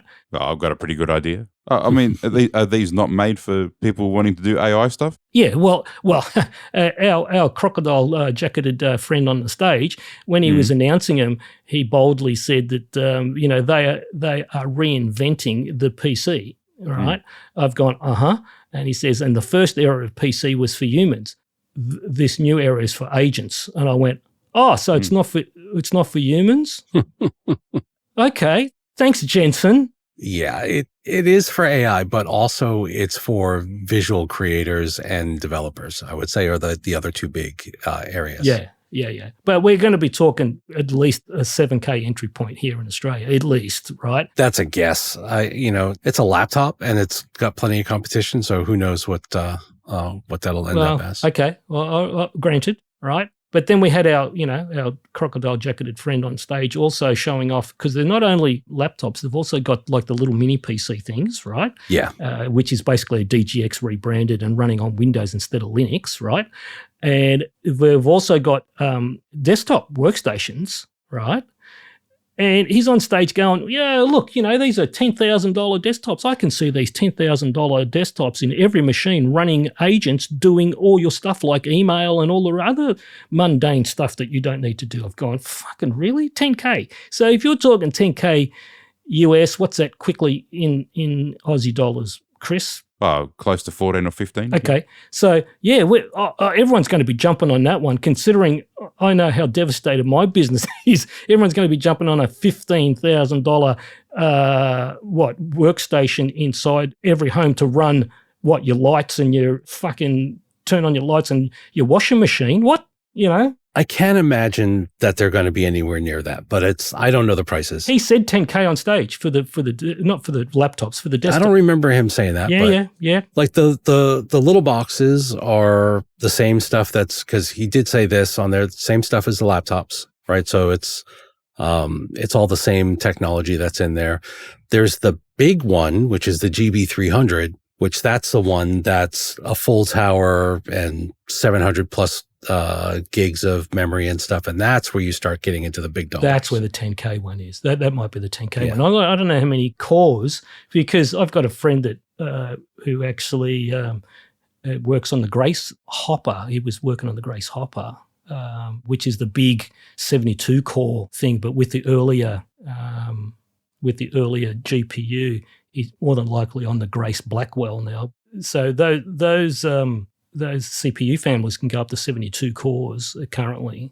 I don't know what the mix is on that. Yeah, the GB300, at least the one that they have on their website, is 72 Blackwell Ultra GPUs and 36 ARM Grace CPUs. Ah, I thought it was the other way around. Okay, well, there you go. All right. But it's a beast. That's the one that what the hell would they call it? Desk side data center or something like that. Well, if you look up Grace Hopper, I think it was the other way around, 72 ARM cores, and then they had the Hopper. Might that was the earlier GPU.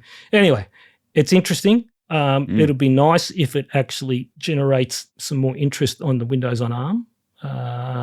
The other thing that I'm watching people that were reporting from Computex, and you've got reporters that are actually getting invited by NVIDIA into the room, and there's the laptops there, and they're kind of idling. And you ready for this? They weren't allowed to touch them or even pick one up. And apparently the word is that the only person that was allowed to touch them or pick one up was Jensen. I'm like, what? I said, sorry. What is it that you're actually fucking announcing, right? If you're the only person that's allowed to touch them or pick one up, right, there's the bullshit meters going off here. How far away are these things really, Pete? How far away are they really? I am sure that was an agreement. I shouldn't say sure because I don't actually have information on this, but my gut tells me that was an agreement with the OEMs. That's like, yeah, if you want to show our pre-production device, you can't let press pick it up. I have been working for the past couple of years now as my main part of my job on bringing developers up on these. So yeah, they're very real. There have been pre-production units for quite some time. I'm not saying that they're not real. How far away are those units that were on display? They could have been running anything. We don't know what the hell was running in those laptops. Yeah, I don't know what. I don't remember what we announced for dates, so I'm just going to keep my mouth shut. But yeah, they're not far off. Fall. The dates is fall. This fall. So what's your autumn? That's September, October. So it's June. Fall is September, October, November. Okay, so it's Q4. Q3. July, August, September is Q3. If fall. Okay, October, November, December. I reckon it's going to be Q4. It wouldn't be Q3. But anyway, let's just see. I wish I could be more excited. Yeah, they're great machines, Finn. Are they DAW PCs? I don't know. I kind of lean Snapdragon for the DAW stuff because they seem to be more appropriate for that. But people use Mac Pros for DAW, and this is sort of the more of a Mac Pro level of machine, so maybe they will there, and maybe some of the GPU resources can be put to good use with some of the features that we're talking about from earlier. Yeah, Yeah. Well, let's just see where they land price wise, and I think Jensen just stop crapping on that they're not for humans. That one kind of irked me. I'm like watching this going, did you actually just say that? Yeah, he did. So last time I checked, I was a human. So I'll just yeah. The verdict is out. So there you go. And I've got I got a bit of a soft spot for the Qualcomm stuff as well. So yeah. And that's one thing that always kills me with marketing is if you watch like Apple stuff, they're doing all the same types of things in general, but they tend to be nice about being human first. And then to hear they're not for humans, it's sort of it's a bit fucking ridiculous. That's not what the creator market wants to hear. Let me put it that way. No. AMD announced like a competitor to the DGX Spark, and it's I saw that, and I can't even remember the name of the thing, but it's like, why are you making an announcement? It's been out for 12 months. Why are you making it like it's kind of new, right? So it's a system on a chip. It's Ryzen based, but I'm like, really? And then they priced it $500 cheaper than the DGX. I'm going, oh yeah, people are going to be falling over themselves there because you and I have discussed this, that everything is sitting on RTX. What's the chip called? The CUDA. Yeah. Everything's CUDA. Nothing against AMD on that, but yeah, CUDA. CUDA is where it's at for all this stuff. Yeah. So to price it $500 cheaper, they could have priced it $1,000 cheaper. It's still not going to compete against it. I mean, AMD does have a lot of special builds of AI stuff, but yeah, I don't know. Everybody's jumping on. Well, they've got both Intel and AMD have got EPYC and /Xeon, these massive server-based large multi-core chips, right? Yeah. That are also going into the AI space, but it's apparently it's for agentic AI. So are the agents not running on the GPUs? This is the thing that's kind of confusing me, right? A lot of them are, but everybody's got their own GPU library. So Intel's got theirs, AMD has theirs, and obviously NVIDIA has CUDA. So that stuff is out there. It's just, if you're looking at market share, CUDA is honestly, it's where it's at. It's like 90 plus. It's what all those data centers, that's why they're just stacked full of NVIDIA chips that have to use all that memory. And that's why, what's is it $3 trillion company or something? It's some ridiculous amount. But but I've just seen some counter argument or marketing coming both from Intel and AMD saying, our agentic workload is 3-4 times higher than what even the larger NVIDIA chips are. So there's an agentic. I'll find the article and send it to you. So I've gone, all right. So I might be full of shit here then, Vin. No. It seems to be the agentic side of the AI puzzle is CPU bound or more CPU bound. I'll find the articles and send them through to you. Yeah, I'll take a look at it. Okay, where are we? Oh, in the trenches. Now, Chris, we usually start off with you, bud, because you've usually, sometimes you've had some interesting, tech support stuff. Yeah, lately, because of everything going on, we've just had an influx of people trying to resurrect their 15-year-old audio interfaces. Of course. Which are very hard to get spare parts for, but we've managed to turn some of those around. So I don't have any particular stories, but we've been doing a lot of that, which I understand. Things are tough. Yep. Electricity bills are going up. You sort of don't necessarily need to buy one right now, but we've made do. We even bought a couple of used for spare parts only equivalents off eBay to help customers fix their audio interfaces because the part we needed was working fine. So I've done that a couple of times. Okay. Nice. Yeah, just a bit of reusing some old tech. I'm not against that. It's frustrating to repair sometimes because there is a bit of we discontinued that 10 years ago. We don't legally have to support it anymore. But, fair enough. Yep. Pete, I reckon you've got some stories in the trenches. Yeah, I've been doing a lot of support for the MIDI stuff, which, not to toot my own horn here, but that's kind of unusual. Usually we just, when an operating system company puts out stuff, there's a little bit of peer-to-peer support, or there's maybe a support thing that you can talk to or whatever. But since the musician audience is smaller, I've been trying to do a lot of support for MIDI, and also because I don't want people to get screwed by any of these bugs, either in the third-party drivers or in bugs that we had. So I've been doing a bunch of that. The worst of them are I use ChatGPT to tell me how to fix this kind of things, where people fuck up their PCs so badly from that. And it's funny because it always, like, ChatGPT has nothing to lose. Like, it doesn't care, right? What you do. Nah, just to hallucinate anything at once. Yeah, of course. Yeah. And so by the end of it, it's like, yeah, you need to reinstall Windows. It's like, goddamn, like, don't use those. I mean, people turn to it. And this is how I know how many people are using these things is people turn to it, and that's where they've already started first. And probably the only thing worse than that is people get an analysis of the bug from Gemini or ChatGPT or something, and they file a bug report over here. And I can recognize those now, so I can see them. But they'll be like, it's a person trying to seem really smart, but really it's all hallucinated, the problems that show up in there. And so that kind of stuff is a waste of time. Yeah. Especially considering I'm the only person out there trying to support these folks, like on a person-to-person basis, which has been all my nights and evenings and weekends and everything else. Yep. And then the other thing is that we're finally at a point where all the big bugs have been fixed or worked around, except for that one third-party driver company, and that workaround's coming. And so I'm starting to get the weird things where Windows Update broke X, and then you really find out that no, that was always how it was on that PC. You just kind of weren't paying attention before, so I'm starting to get a lot of those types of issues on there, which is good but bad at the same time.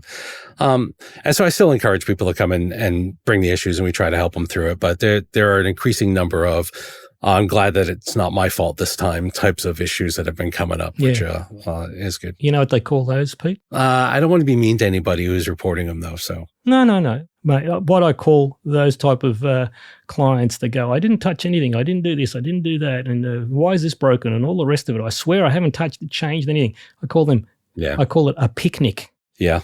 Is that sort of like the PEBCAC? Yes. Picnic. Yeah. Problem in chair, not in computer.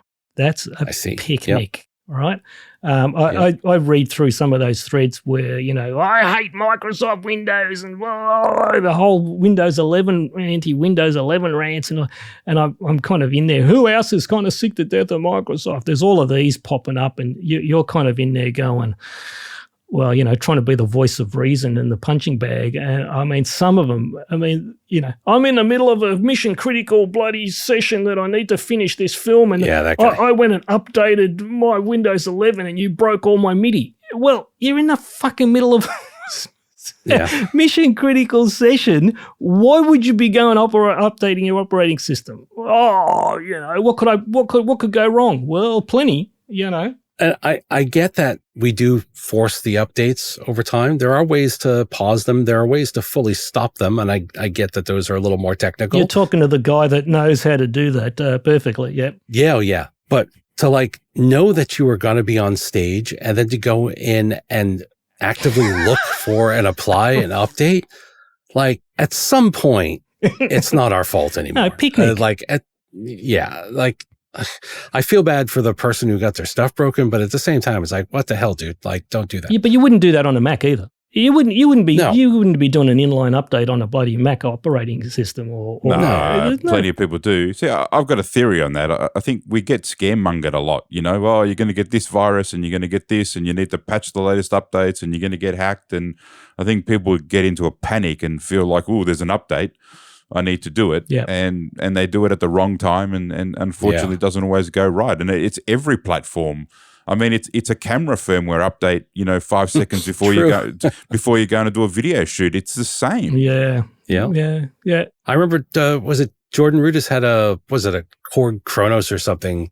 They had updated the firmware before the show and it crashed on stage on him. So it's everything. Absolutely. I remember that one. Yeah. What do you do? Yeah. Well, you got to, I don't know. If it's working, don't update it. No. What I'm just saying, like for Jordan's, the Dream Theater gig, could you imagine the bloody... you swap it out for a different one, I guess. Yeah, you run it off and get the other one. Well, did he have a spare one? You would have to. I don't remember. You would have to have, wouldn't you? We got one of Hans Zimmer's Waldorf Quantums in for an update before one of the shows here that he wanted specifically to do for a feature that had been incorporated, and his Quantum was about 4 firmwares behind. Yeah. And you just go, well, it's working on stage. What am I going to touch it for? Was Hans Zimmer in Australia? Yes, many times. When? He's been in Australia about 4 or 5 times doing those live orchestra shows. Oh, so you don't watch the news. Yeah, with Lisa. Yeah, I know. He does it with Lisa Gerard. Yeah. So they're great. I've been to one of them. They are spectacular with the symphony orchestra. Absolutely amazing. I probably could have weaseled some free tickets out of that one. Damn it. Okay. Worth a go. But same sort of thing, like, well, yeah. I don't know, but I feel bad for the folks, and some of them are really toxic, though, Vin, as you mentioned, like that one person who talked about, they're going to sue Microsoft over it. I get that they're angry. And I said, look, I'm trying to help your customers. And he deliberately withheld the information that I provided to him in his video, which, like, I had instructions for how to fix different things, but it didn't suit the agenda that he was going after. Was that the non-English one? Yeah. Oh, God. And he deliberately withheld that information in that video, which pissed me off to no end, because then he said that we weren't doing anything about it. And he riled up his whole community on there. And he said, people shouldn't have to be programmers to fix the stuff, because I wanted people to run an installer to get around that third-party driver bug. It was just an installer. And so his next video comes out, and he's got people running a long command line tool to disable stuff. Yeah. Because, anyway, so that's already given them more attention than they deserve. But that kind of thing. Yeah, it's not fair. You're trying to help, and they just don't want the help. No, they don't want the help. But more importantly, they didn't want their customers to be helped or their community to be helped. Otherwise, they would have shared the information that I had provided. Yeah. Well, look, in the end, how many times have I been, dragged down for daring to actually provide information and try and help the community with stuff? And look, I can be quite not toxic, but I can be quite abrasive at times, especially if I on areas where I feel that.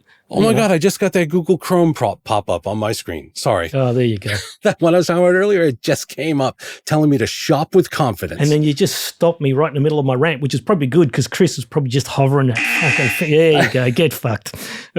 Anyway. Yes, Vin, you can be difficult, but your heart's always in the right place. Let's call it passionate. Yes. There you go, Chris. That's how I feel about that Chrome pop-up. Yep. So look, as far as I haven't had a lot of technical stuff. Not really.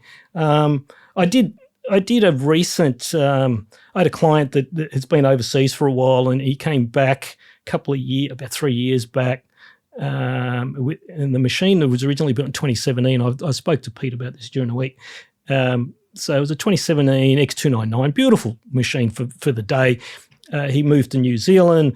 He was away for a couple of years, came back, but the machine stayed in New Zealand. So it'd been in storage for about 3.5 years or so. It's come back. It's not booting up. So it's landed back on my desk this week. I'd done an update on it in early 2020. So it was running Windows 10 1903, Pete, which was one of my favorites. That was actually a nice version of Windows from memory after we got rid of the low latency bug thing. All the Windows releases are awesome. Yeah, they're fantastic. Thank you, Chris. So it was in a bit of a mess. Did you put it in storage without emptying the gas tank first? I think that was why it went bad over time. Well, it landed on it wouldn't boot. So the BIOS had kind of reset itself, which is kind of an easy enough fix. And I thought it was a battery had gone flat. It hadn't. It just kind of, decided to zap itself somehow. But it still wasn't coming up, even though after I'd reset all the BIOS stuff. It ended up being a dead SATA spinning drive, right? So it started spinning and then it died. And I'm going, hang on, this is not working. And once I disconnected the drive, up it came. So that was an easy fix. Now it had a Quantum, and I spoke to Chris about this one as well. So we were all involved with this one. The Quantum had at some point been connected to another machine. He had a laptop, another machine, and the firmware had been updated on it, right? And so the driver and the driver version that I had running on the machine was not liking the firmware, and then it wouldn't update the firmware, and then it was trying to go back. It was a complete mess, all right? So I couldn't update the firmware of the Quantum, so that was kind of in limbo. I couldn't update the driver because the Windows version was too early. So I did an inline update to 22H2, which brings it right up to the end of Windows 10. It was too early for Windows 11, and I wasn't going to put Windows 11 on that machine anyway. But we went to 22H2. I cleaned it all up, because it reverses some of my optimizations and my tweaky stuff that I do, and I quickly cleaned it up, and it seemed to be okay. And then I called up the task manager, and this is what I was mentioning to you, Pete. And core 0, or the first core, was pegged, literally pegged. Everything else was completely dead on idle, right? Core 1, core 0 was pegged. And I called up the task manager and had a look at the processes, and it was just under system. I'm like, what the hell is that, right? So I had to start reversing stuff, not reversing the update, but I had to start going, okay, let's just get rid of some of these drivers and stuff, and I got rid of the graphics driver and some of the other, storage stuff, and I removed all of the drivers, even the graphics driver. The thing was still pegged. I went, right, this is a little bit deeper, and I had the intention of updating the BIOS anyway. So, and just to bring it up, just to close this off, right? And before I could update the BIOS, I had to update the Intel management engine.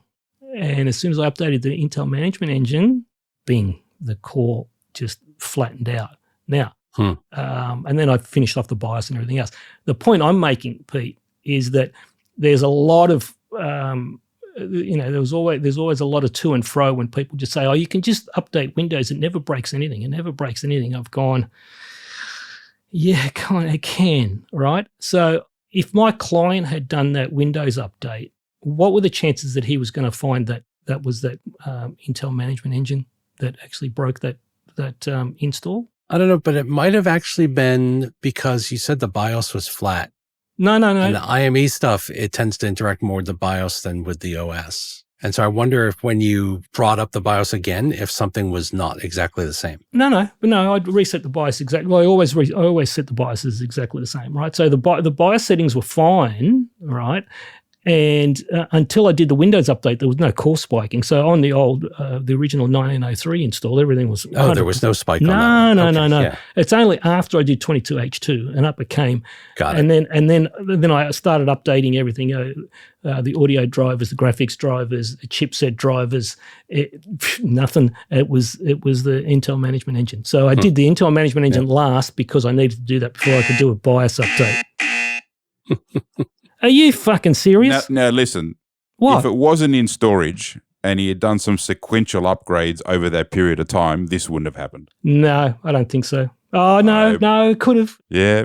Anyway, my point is that, just doing these upgrades, look, a lot of my client systems do not do sequential updates. Chris, you know that, right? They're locked down, and we'll do Windows updates when we require them. And look, I was going to bring it to 22H2 anyway, just to kind of tidy everything up. But the only reason that a lot of clients come to me to do Windows updates on these lockdown systems, and sometimes they don't do Windows updates at all. Now, people are probably having a coronary back then, but if they've got a deployment of 5-6 years and the Windows is working and all of their drivers and everything are installing, they don't update the machine. That's just basically their work dog, right? Yeah, it's like an appliance at that point. That's it, right? That's a thing can be good. So there's not a lot of my client systems that are doing the gradual updates from, say, 1903 to then 2004 to 21 and then 20. That just doesn't happen, Chris. No, but they're not storing them either. No, but it wasn't the storage thing. It was just the jump from 1903 to 22H2. Yeah. But here's the interesting thing, though, right?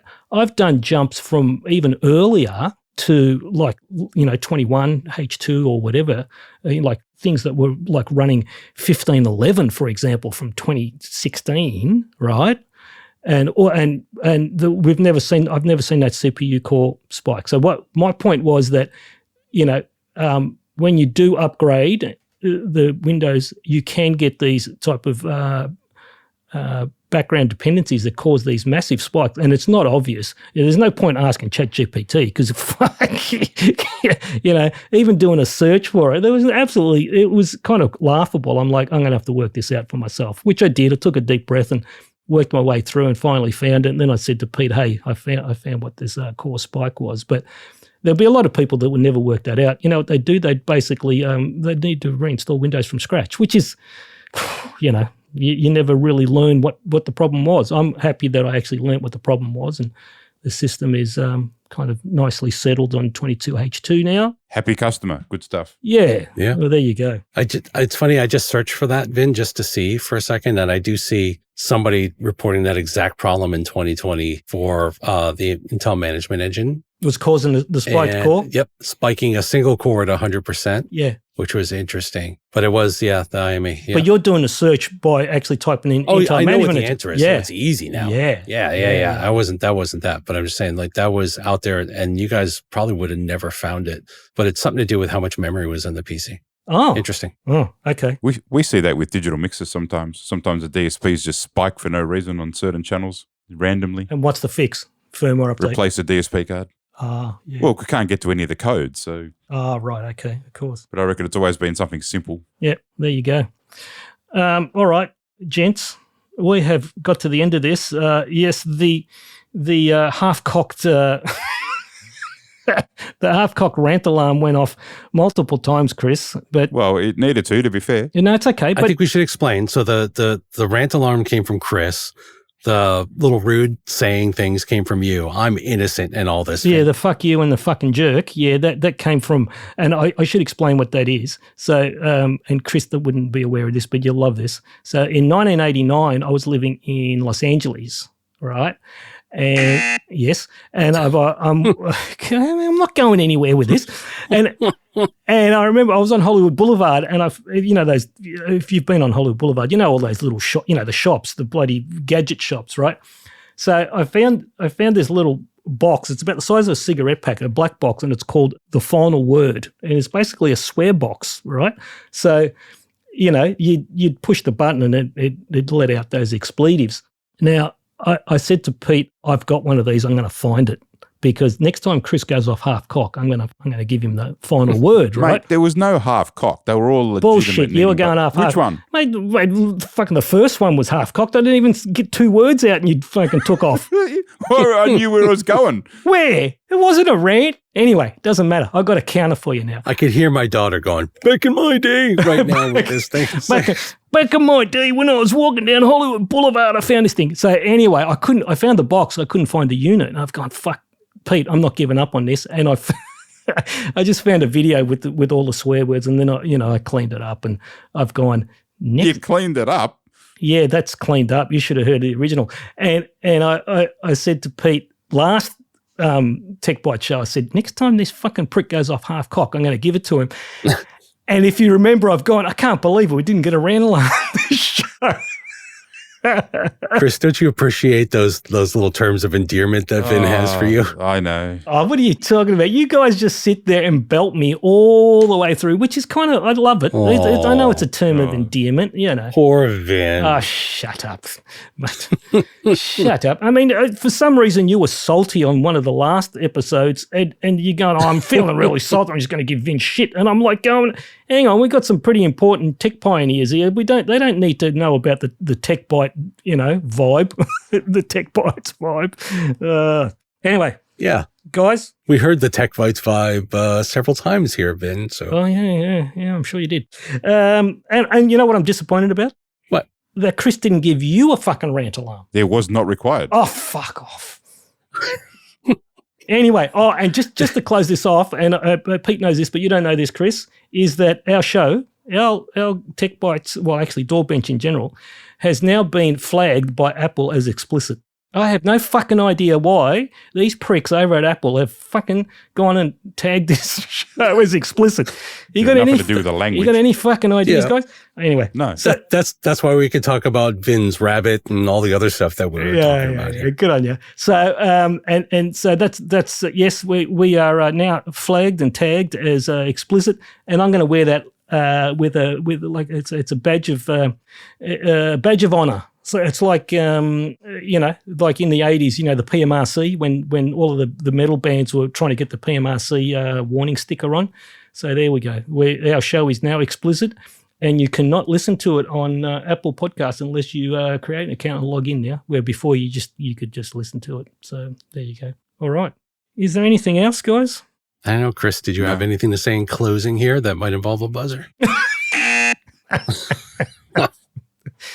It's getting a little bit predictable now, Chris. So are we done? Are we? Can we button this? We're button this one up. Done. All right. Okay, guys. Thank you very, very much. That was fun again. We probably won't reconvene for a TechBytes probably till the end of the year. So we'll just see where all of this stuff lands with the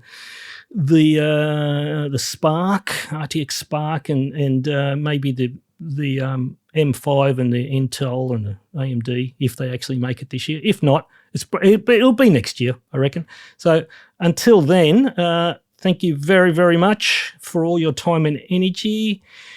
And I think with that, on to the next.